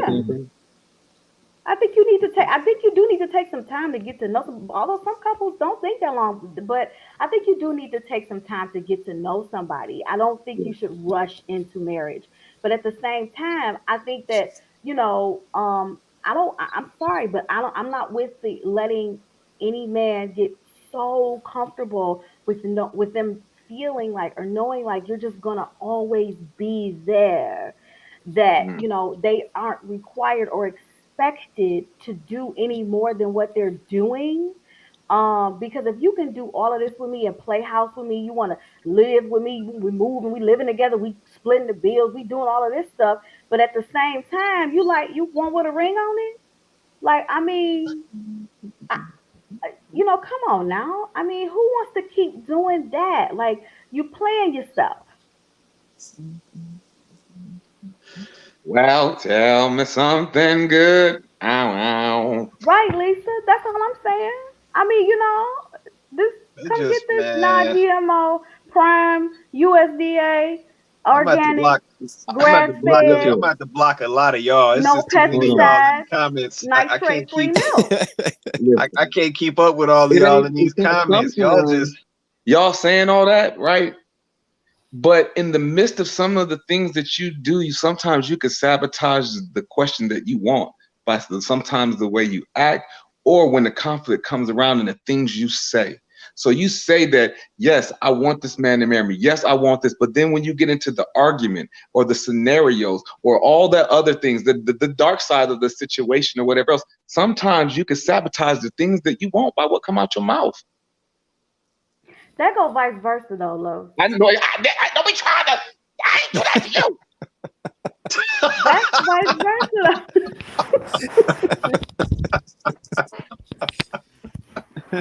We can let this whole conversation. I'm sorry. Oh man. No, I'm just saying that sometimes when you get into those different type of conversations, certain things that you say can create a wall or create the fear that you don't want, is what I'm trying to say. And vice versa, that men can do it the same way. You know what I mean? And so that's why you have to be careful with the things that you speak. Because a person could be like, yeah, I'm ready to do this. And then when those situations happen, it's like, oh, am I tripping? Do I need to start second guessing myself? God, is this? Hey, buddy, let's talk for a second. So I got a question. I got a question, man. I got a question. So let me say this. I need to know something. So there's so many women in the comments. Talk to him, Quay. And there's only one on the board. So many women in the comments. Like I said, I'm just scrolling back, man, and there's so many women and so many comments in this feed right here. What's got so many of y'all on this show? Because you can't get the milk for free. It's grade A dairy, vegan, vegetarian, glucose, and it's cashew and almond milk over here, boo. Okay? This is in the expensive section. You ain't going to get this at Winn-Dixie. You're not going to get this at CVS. This is only from the best of the best of the places. Period. Okay? I need to know. Why I need one of y'all ladies be honest with me. Why are so many of y'all on this show? So what is it about the topic of is the black man scared to love? What's got y'all in these comments? Because it's a lot of y'all on here. I need to understand. Know the truth, boo-boo, okay? We want to know the truth. And let me tell you something. I don't have time to be playing no games. I am a grade A woman. I have a degree. I have my house. I have my shit together, okay? And I need someone to step up to the plate and be able to be my equally yoked, understand who I am, what I'm doing, and where we're going. I need you to have a vision, okay? And so what I'm doing right now and why I'm on this show for right now, because I need to know. I need to know if you're playing games with me or are you for real, okay? Period. That part. Okay, so let's see. So Yvette says she's on here to support her friends, and it's a great topic. Look at this, Nair. Look at this. See what I'm saying, man? So let's see. Boo. Wait. Okay. Boo. Okay. Well, Yvette. I'll say it. I'll respond like I'm on here because you know, yeah, maybe I am married now, but I wasn't always married. And the truth of the matter is, you know, the ladies does need a voice because we want to understand you guys just as much as you want to understand us. Thank you for the truth. In order for us to really get to the point where we can have any kind of real progress with our relationships with each other is we have to talk about it, and it has to be perspective from your side and from our side. Like we really need to have a real conversation. So me coming on like this, I'm really just more of so playing the other side, because women, we do feel like that. We have these feelings, and we need to say them out loud. You know, we need to say them out loud and talk about them, and face them. Right. And be honest, Thank you, because Ms. that's the Thornton, only in way the we're going to comment make any kind section. of progress.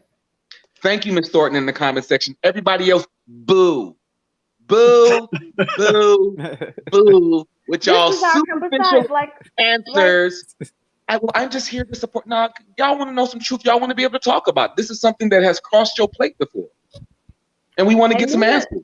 Nina said it. She said it in a previous panel, Ms. Thornton. Nina said it before. She said that, you know, we need that couch moment. And like I said, this show is, for some of us, the closest we're going to get to, you know, to a couch moment. You know, like this is our couch right now. You know, like this is us getting a chance to talk about the things that affect us in a safe space with each other, and be honest and be real, and not worry about, you know, how it might look or what other people might feel, because this is about us kind of having a chance, and us encompasses a lot of people, but right now we're talking about Black men, and that by extension includes Black women, because we really need to figure out, we really need to get to the bottom of what's going on in our community. Like, we really need to figure this out. We have to figure this out. Like, we can't keep going generation after generation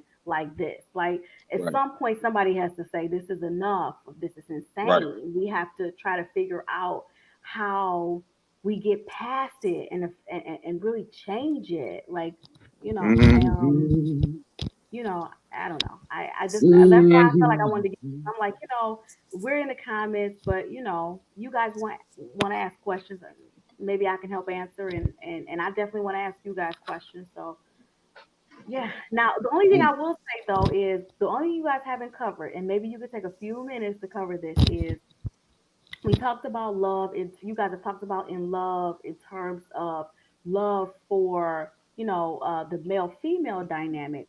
But what about brotherly love, like partner love, like Carlos, the way you shot at? No, I don't mean that. Like the way you show love to Kawasi in the beginning of the show. You know how you shouted him out, and you know what I'm saying, and how you supported him in that, like that, like. Because we wasn't groomed to do that. There's some uncomfortable between. Yeah, we wasn't groomed to do that. It comes off not manly. We don't give roses while we're alive. We always wait till a person is a little longer here, and then it's all the boo-hoo tears. It should have been me, Lord, and everything else, and climbing into the casket. But when the person was alive, you didn't want to compliment because we were told it was soft. You know what I mean? It's uncomfortable if I to walk by and be like, "Dang, Quay, your waves is on point today, boy. I see you, boy. You're shining over that boy." We're not used to doing things like that. You know what I'm saying? Like, Pete, boy, you looking swole, boy. You been up in that gym. You been working out, boy. You know what I'm saying? Nah. So, I mean, it was. We were taught that because women can do stuff like that. Yeah. Right. And it's just women being women. You know, y'all could dance together. Y'all could go skating and hold hands and things like that. And for men, we were told that that wasn't the manly thing to do. And no disrespect to who loves anybody the way they love or whatever else, because you can love whatever you want to love, how you want to love. That ain't my business. But for men who just desire women in that way, we were told that that was not the manly way to be or the manly way to do things. Yeah. And so now it's about breaking that mold and saying that we can break bread, that we can edify each other without losing our manliness or our kingliness in that. For me, I also feel like that's also been ingrained in women, not to like so-called have weak men or whatever. And then that's also what, like, those of us that had fathers, like that's basically what they told us, or uncle or whoever, that, like, for example, like, never have your woman see you cry, because more than likely she's going to leave you. Like, unless it's about like your mom dying or your grandma dying, like, never let a woman see you cry. Because they'll use it against you. Yeah. I hate to say that. Like, when you get into petty arguments and the vulnerability, sometimes people are, as far as men, afraid to be vulnerable. Here's the thing. Let me tell y'all women something. All right, hold on. Let me fix that. Can you hear me again, Quay? Yeah, go ahead, man. Okay, let me fix this real quick. Am I good? I can hear you now. Yeah, I can hear you Am now. I good to go? Okay, let me tell y'all women something. Y'all ain't the only ones with feelings. And sometimes y'all act like the world only revolves around your emotion. Sometimes we want you to be able to listen to us just as well as you want us to be able to listen to you. But sometimes y'all are so caught up in your own world and your own emotions and the own things that got going on because y'all have a lot as a woman to deal with. And I'm not trying to disrespect any of that or negate any of that. Y'all got to understand that we got feelings too, though. We get upset. We get mad. There's things that we want to get off our chest, but we've been told to be the teapot to hold that inside because it's the manly thing to do. And then when we want y'all to listen, then it's, oh, he always bitching, he always complaining. You know what I'm saying? It's a different vibe. It's a different energy. And most importantly, when we do share something with y'all throw it in our face. Or you go talk to your friend about what we shared with you. And then you wonder why we don't want to share that anymore. And it's like, well, he's not tender, he's not vulnerable, he's not this, because you took it for granted. And then it took away from my kingliness or my manliness to be able to tell you that, hey, I'm feeling this type of way. Hey, the world is bothering me. Hey, I didn't really like when you did that, or you came across at me, or you was coming at me like that. Because then when we do check you or we do put you in your place, you don't appreciate it. Then we're being overbearing, or we're being too hard, or we're not being soft enough for you. Well, which one you want? Because sometimes you don't know. Well, I want somebody to put me in my place, but then when you get put in your place, then the person don't know how to talk to you. Sometimes But then when a person is being vulnerable to you, you say you want the vulnerability, but then that's the same thing. Well, remember that time when you blah, blah, blah, blah, blah. You know what I'm saying? Like, sheesh. I mean, sometimes we don't know. Sometimes we don't know. I mean, for real, like sometimes women don't know what they want. Because we can go back to the list. How the hell we supposed to know then? You know, I mean, I'm just saying, like this. That's why we're talking about it. Like sometimes women are so focused on that list, of what they think they want or what they think they need, that they don't really know what they actually need. It's about what they think. You know, it's about and usually what we want and what we need are always at odds with each other. I don't know about that, Yvette. I disagree, because some women like that. Some women like for somebody to check them, put them in their place. You know what I mean? Yeah. Yeah. Yeah. Hey, sometimes I do need to be put in my place. I think that that kind of taps into the role thing that we talk about sometimes in this stuff. Like that kind of taps into the roles. Like as women, I mean, I'm sorry. I just feel like this is a major key. I just feel like this is a major key. Like for real, for real. Like y'all can look at me like, what does she know? This, that, she ain't seen, whatever, whatever, whatever. But I'm sorry, ladies. Write this one down. This is a major key. Okay. You need to play your role. Flat out. Like you cannot be the man in the relationship and the woman in the relationship. What? That disrupts the order. Now, this does not Can you mean repeat that? Yeah, run that back. you cannot be the man and the woman in the relationship. Now, this does not mean that you reduce yourself. Okay, please let me. Wow. This does not mean that you reduce yourself. You reduce yourself for no one. Okay, but you should be able to be as fabulous as you are and still hold your position while allowing your man to be as wonderful as he is and hold his position. The difference is stop looking at it like because you might you allow him to assume his role, that means you somehow take a lesser role. That's not it. It's not about that. There's a lot of strength in submission. Like women don't understand how much strength. Can you say it one more time for your neighbor, Miss Chloe Price? To learn how to play your role. Like women don't understand that. It's so vital. They don't understand what, Chloe? They don't understand what you say? One more time, How can you vital say it to is your for women neighbor? to play their role. Like, yes, maybe the man is the head, and he should be. That is the divine structure, okay? That's the structure. That's the headship arrangement. Yes, the man is the head, but sis, you the neck. You're the neck. You're the Hold on, neck. Lisa. Like you can't. I'll address that feeling from Lisa. Let me finish. Women, hear me out first. Like, yes, the dude might be the head, but you're the neck. He can't even make a move without you. You are vital to his balance. Like, you're vital to his world. Understand how vital and important you are. And if he's the right type of man, he's going to understand that too. This ain't about me, because I had Melvin Powers Sr., okay? I had the daddy of the daddies. So this ain't about that. See, we got to stop doing that. We got to stop making it seem like, because we learn how to play our role, that we don't need a daddy figure. We need a husband. We need a head. We are emotional. Men are logical. That's why we're referred to in the Bible as the weaker sex. That's also why Satan came to us first. That's why he tempted Eve, okay? Because Eve was the weaker of the two. But he also knew, because Eve was so important to Adam, that he could go through Eve and Eve could then influence Adam. So we need to take our cues from the Bible and how these relationships should really be viewed, because if we would understand that the reason why God put this headship arrangement in place is because he knew better. He knew better. Wow. So if we assume our role and the man assumes his role, then we can take our role and the order can be established. See, when we don't step into our roles and a man can't step into his role, it's off balance. This ain't about a man lording over you, because if a man know his role and play his role properly, he's not going to lord over you. He's going to value you, okay? He's going to love you. It's not about him lording over you. It ain't about you needing a daddy. It ain't about that, okay?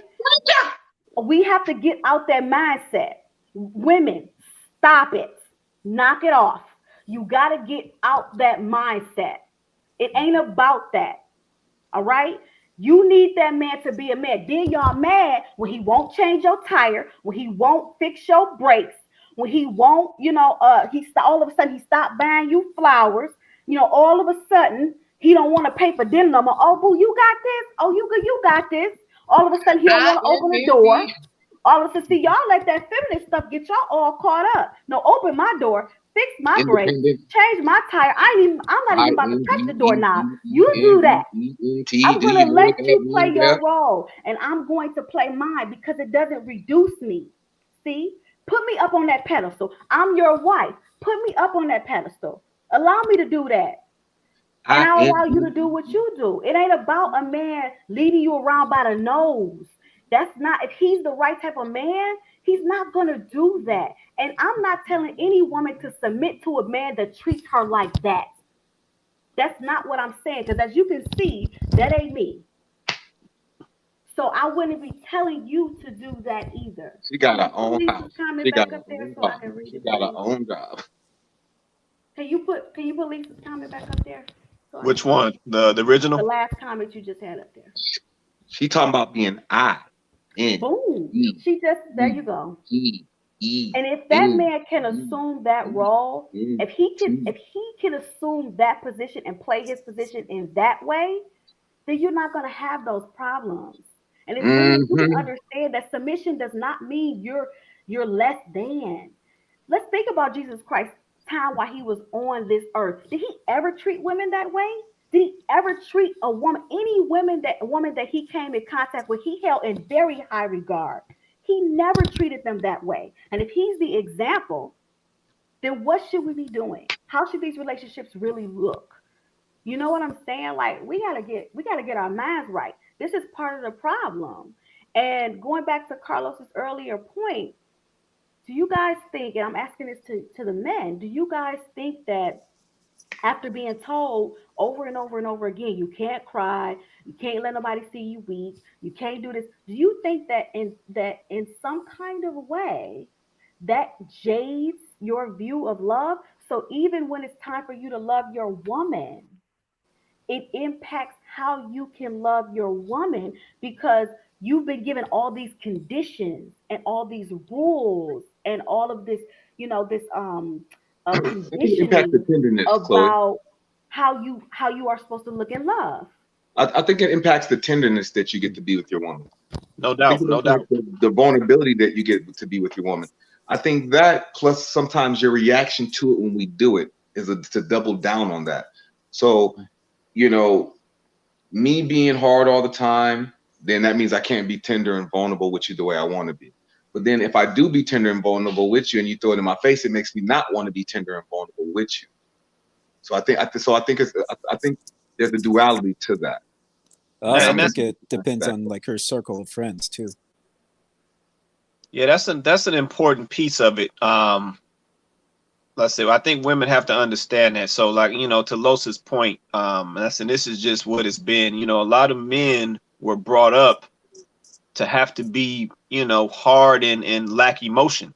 Like that's really kind of the training that you received as you grew up, right? Let's say you was soft, you know, if you was emotional, you was soft. If you cried, like that's how you was taught. You had to be tough, you had to be hard all the time. Like that's just how you were brought up.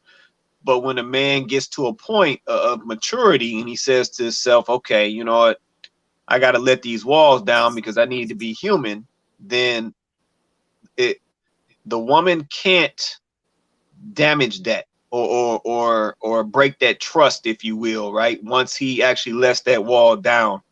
And I think sometimes that happens. So then for some guys, I think they throw the wall right back up and they go right back to business as usual. So then the next girl that he comes into, you know, into some type of engagement or relationship with, she gonna catch that lack of trust, you know what I'm saying, from his previous interactions. So I think, you know, women have to keep perspective on that. Like I said, a lot of guys, they got that wall. They was raised with that wall. Because I said that's what a lot of folks was taught that men are. Like I said, you tough all the time, you don't feel no pain. You know, somebody stab you in your ankle, you don't feel it because you got to take care of your family. You know what I'm saying? Like that's how Cass was raised. But like I said, once you get to a point of maturity, and you start dropping those walls because you understand that ain't human. And like I said, at some point, if you don't let some of this emotion out, at some point you're gonna have a breakdown. If that trust gets disrespected or misused, then you know you just got a compounding problem that's going to take place. And then two, I want to touch on that point from earlier, you know, for the brotherly love. So that was one of the topics that kind of led to this show, and brothers in general just being able to be emotional with other men, you know what I'm saying, and tell another man that he love him. And like I said, it ain't on no funny stuff. You know what I'm saying? It's just on some respect, some maturity, and you know what I'm saying. And we even have to clarify that, Quay. We even got to clarify it. You know what I mean? Yeah. We just can't say it. We got to clarify it just because of how it's instilled on us. Like, man, I love you, but you know, funny stuff. You know what I mean? Or pause. Yeah. You know, no homo. I said it is. I see you almost do have to clarify, especially in this day and age. I mean, better yet, man, back in the day. I mean, you know, shoot, some dude in high school told you he loved you. You was looking at this cat like, hold up, bro. You know what I'm saying? Who was you talking to? You know what I'm saying? And even this current day, right? So now with a lot of this stuff we got going on now, you know, some dude walk up to you talking about he love you. You looking at this cat sideways like, hold on, bro, don't get knocked out. So it's a whole bunch of stuff going on in there. But you know what I'm saying, when that type of love is coming from somebody genuine, you know what I'm saying, especially if you got any type of level of maturity, you can receive it. You know what I'm saying? You can appreciate it, you can respect it. Because I said the older you get, your perspective and views on these things change. So like I said, when somebody, you know, when you got a grown man talking about, bro, man, I got love for you, bro. Like I appreciate you. You know where that's coming from. You know what I'm saying? You know they ain't on no funny stuff. Also, Quay, to add on to your first point when you're talking about the relationship, nobody want to walk on eggshells, man. True. You want to be able to be open and have that safe space. Like your home is supposed to be a safe space, and I know I fell short in that. You know what I mean? Making sure that your home environment is the stress-free zone, right? Because the world beats you up enough, you know. And I'm saying this out of my own vulnerability because I want to grow. I always want to grow. I always want to be better than the man I was yesterday. So learning how to create the safe environment for our women, or even for ourselves, is something healthy and that you got to learn how to do. There's books out there, which I'm checking out this book my brother sent me. It's called The Way to a Superior Man, by David Deed. I think that's his last name. I might be messing up the last name, but I know it's by David something. But it's called A Way to a Superior Man, which shows you I need to read the book more because I should know the author's last name. But I want to do better in that. I want to do better of making my home, you know, not a hostile work environment. I mean, life is hard enough, you know what I mean? And not having to walk on eggshells go a long way for men and women. And I think that is how we can increase the love, the vulnerability, and everything else. So what do y'all feel about that? I think that's real, man. And I said that eggshell point that you made, for me, that also ties into support, right? So, like I said, once again, I don't think it's a matter of a guy being scared, but I think a guy is being protective. I think he's being cautious, you know, basically due to, you know, previous experiences and so forth. But I think, you know, men, just like I said, they got to feel like they supported. They got to feel like you genuine, and they got to feel like you got their back. And I think once those things are in place, like I said, dudes will move accordingly, at least in my opinion. But yeah, I mean, this is just we trying to get there. You know what I'm saying? And once again, I'm glad we are having this show and talking about this topic, because we're trying to get there. And truth be told, I'm happy all these ladies are in the comments, because I said these are two-sided conversations, right? So we got men on the panel, we got Chloe on the panel as well with us, but you know, we need men and women mixed on these panels, so we can have these conversations and hash this stuff out. You know, 'cause that's the only way we're gonna solve this stuff. That's the only way we're gonna get down to the bottom of this stuff. And even in this show, you know what I'm saying, just some of the points that we brought up and touched. What does that say? She said, "Queer, are you scared to are you scared to love? You're married." No, I'm not scared to love, Lisa, if I'm understanding that right. But yeah, that's the only way that we can get down to the bottom of this stuff. We got to have these collective conversations. So as always, I welcome as many women as possible to come on here. You know, because I said multiple perspectives. You know, then we got males on the show, of course. So yeah, let's talk about it, 'cause that's how we get there. Yeah, I agree. So all right, Los, we turning that corner, man. You wanna get ready to do the deed, man? Yeah, let's go to the sponsors first. Make sure we talk about our sponsors one more time. I want to thank everybody for coming out. Bring a Friend, share the show. We only grow when we grow together. So we appreciate you guys tuning in. We appreciate all you amazing queens out there. She said, "Wait a minute, what you want?" What you mean, Yvette? What you mean? Wait a minute. Sounds good. That. Say your piece. Say your piece. Didn't you Wow. send her a link and she's going to come on the show? No, man, you know she bailed out, man. Yvette got scared, man. While she's getting her words together, Quay, you mind running our sponsors real quick? Nice little small brief commercial break for them, so they know. Yeah. Let me do that real quick. So yeah, once again, one of our primary sponsors, Two Sons, JuiceCo.com. All natural, cold pressed juice, made in Metro Detroit, service in Metro Detroit, all types of flavors, cleanse packs, you name it. So go check them out. The number 2 sonsjuiceco.com, 2sonsjuice.com. And then we also got our other sponsor, A War on Friendly Grounds. This is King Martin's book, also his film that's going out to the festivals as we speak. 5-star rated on Amazon. awaronfriendlygrounds.com, awaronfriendlygrounds.com. So definitely go get that book and check out the screenplay. All right, Los. Did she ever reply yet, Quay? Oh, she just said something. She said, hold on. Let's see. All y'all zip it. What's the next topic? What? Yvette, you could have came on the panel. Why you? Yvette, why don't you join the panel real quick? Keep the camera off since you talking about you look hit up or something, whatever she said. Join the panel. I sent you the link in Facebook Messenger. Join the panel real quick and just keep the camera off. See if she comes say something. Go ahead, Los. Look, first and foremost, we never said we're the experts of anything. We just want to be able to, like Miss Lisa said, break bread with everybody.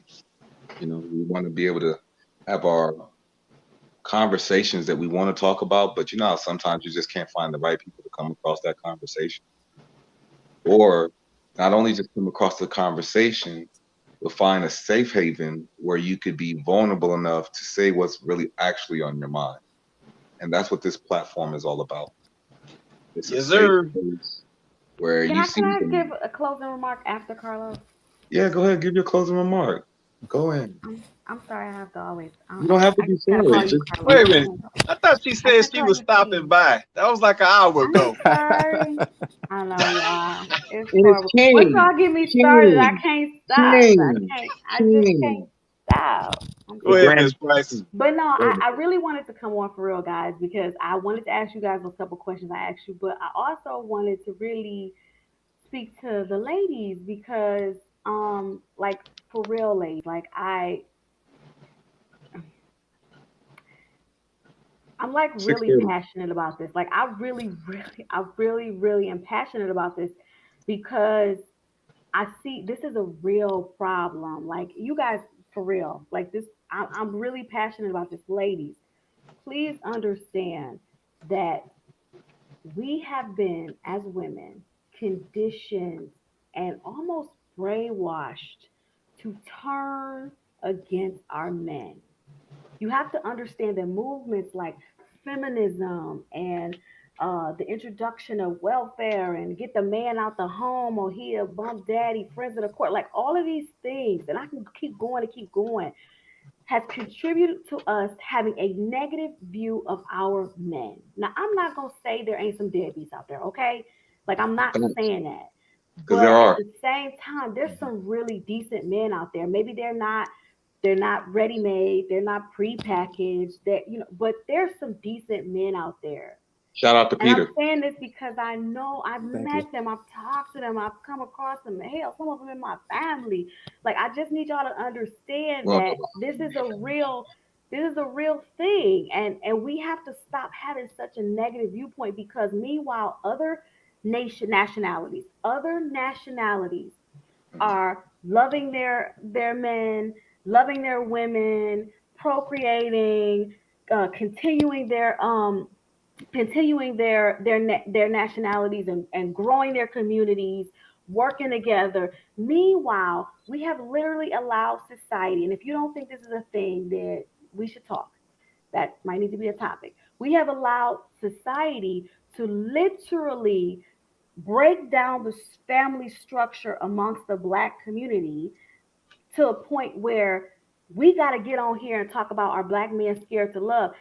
Black men have been tormented, just like Black women have been tormented in different ways by this society and by this system. And we've literally turned on each other.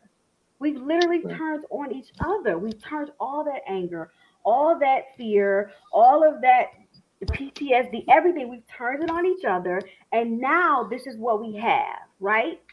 Now we have to try to talk ourselves off the ledge with conversations like this. So, ladies, I need y'all to understand this is not a power struggle. Like, our men are not our enemies, women are not your enemies, guys. Like, we have to understand where this stuff comes from. We didn't used to have, back when our parents was growing up and their parents was growing up, we didn't have this negative of a viewpoint of our men. And they didn't feel this way about us either. We respected and loved each other. That's why we were able to create Tulsa communities and have Black Wall Streets all over the nation because we worked together. We were a strong family unit. They needed to separate it, and they did. And now we are literally at each other's throats. Recognize who your real enemy is. It is not the person next to you, living next to you in your communities, your men, your boys. They are not your enemies. And women, I'm always going to speak to you just like this because somebody has to wake up. Thank you. Appreciate that, Miss And I Price. We love appreciate y'all. it. We appreciate it. And as always with love, that's what we do on this show. So now once again, we use this platform to, make the communications out to our community, to our black men and black women. And that's what we do. So now we appreciate that. Go ahead, Los, take it over, man. Pete, you got anything, man? I think I'm good. All right. Mr. Quay? No, I'm good, man. Once again, awesome show. I appreciate all the ladies coming on. I didn't expect this many on here, but I appreciate the love. I appreciate the support for the show and what we're trying to do. Appreciate all the comments too. I could definitely tell y'all was keeping it all the way real tonight. So yeah, like I said, we're gonna keep having these conversations. We're gonna keep hashing this stuff out and getting down to the bottom of what's, causing these conflicts within the community. But that's all I got. Go ahead, Los, do your thing, man. The show is every Thursday, for those who don't know. Every Thursday at 6:30 Pacific Standard Time. Every Thursday, 6:30 Pacific Standard Time. Bring your friends, your family, make sure you share. It's amazing that a fly on Mike Pence's head can go viral, but conversations like this ain't getting the attention that it needs because we need the healing. A fly, look, are we really tripping?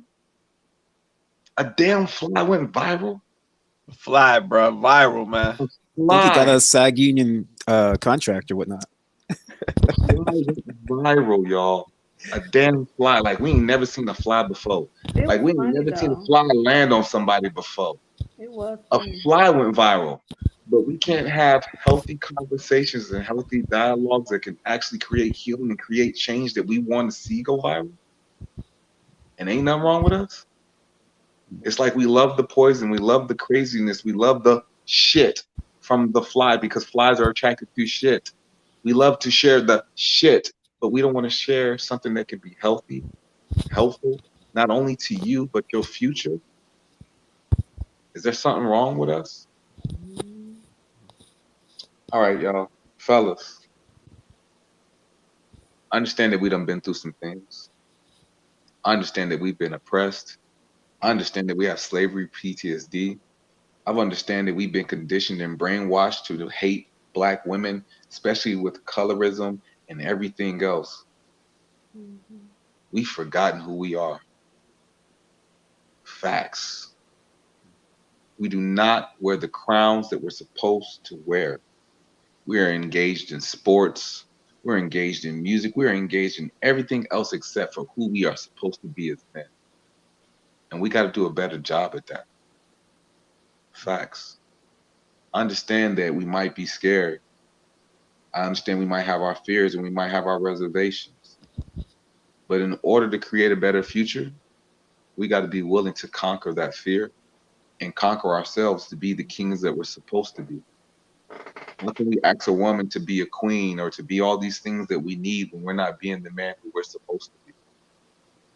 So you gotta expect the ripple effects of if we're not showing up like men the way we supposed to be, why women have a complex of duality of being a woman and a man at the same time because they don't have the protection or the covering that they're supposed to have that's supposed to be provided by us. We have to get back to the root of who we are. First and foremost, before we love a woman, we got to get back to the root of loving ourselves. We got to get back to the root of forgiveness.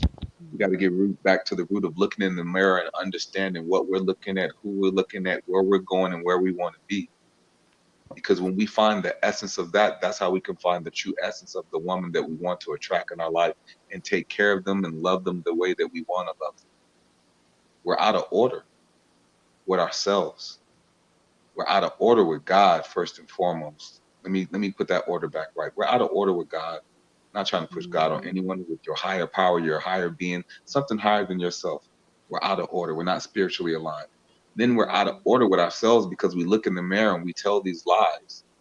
We're out of order, out of hurt, pain, oppression, and everything that society has done to us. But if we are the kings that we say we are, because obviously we have another day because we're still here and we wake up to another day and another opportunity to change that, we need to walk into our kingdoms. And by doing so, then a woman would want to be able to be submissive. She'll want to be able to do all the things that we want them to do, but she's not going to trust you or do any of those things if you don't show up. And I'm speaking to myself the same way I'm speaking to y'all, because I have not and I have failed. But if God blesses me with another day, I will no longer fail. And I'm only talking about my closet so that way you could be vulnerable and honest enough about your own closet, or a self-reflection of, just because your past was what it was, you can't change it, and you don't know what the future holds, but you can change what you're going to do presently. I challenge you presently to be the king that you are, to attract what you want in your life, so that way you can have the woman that you want, you can have the children that you want, and we can have the future that we want in this world. We end the show the same way that we always do, with an amazing quote that God has given. If you die today, would you get an A+ on life's report card? And only you know the answer to that question. But if not, and you're blessed to see tomorrow, you better live like it's extra credit, because tomorrow's not promised.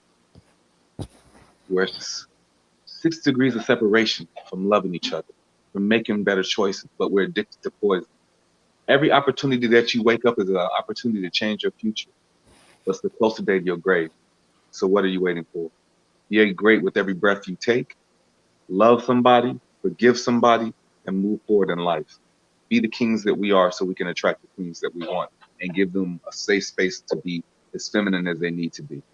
We love you guys. Bring a friend, and that's our show. All right, let's say once again, we appreciate everybody.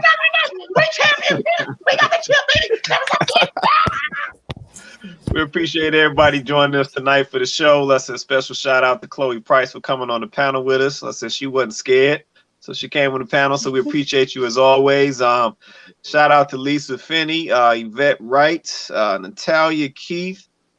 Man, it's a long list in here. Ooh-wee. Nina Thornton, Shirley Ann Montgomery. Yeah, this list is long. Jamila Price, Tasha Willis, Doris Marie. Yeah, it's just a long list, boy. Look, we try to make sure we go through all the names to give everybody the love and the roses that they deserve. If we left anybody off, it's not because we intentionally did it or whatever else, but come on the panel. You know what I'm saying? Represent yourself and your voice, because your voice is just as important as ours. That's what makes the show amazing. For sure. But yeah, no, that was everybody. I don't think I missed anybody. We've got a lot of overlapping comments. But yeah, once again, thank you for joining us on Look in the Mirror, the conversation. Like I said, I'm your host, Quay Price. That's your other host, King Jaquil Martin. We got Peter up there. We got Chloe over there. Like I said, once again, we run this show every Thursday, 9:30 p.m. Eastern Standard Time, 6:30 p.m. Pacific Time. So yeah, come check us out on Look in the Mirror, the conversation. But with that being said, everybody have an awesome night. We'll catch you on the next show.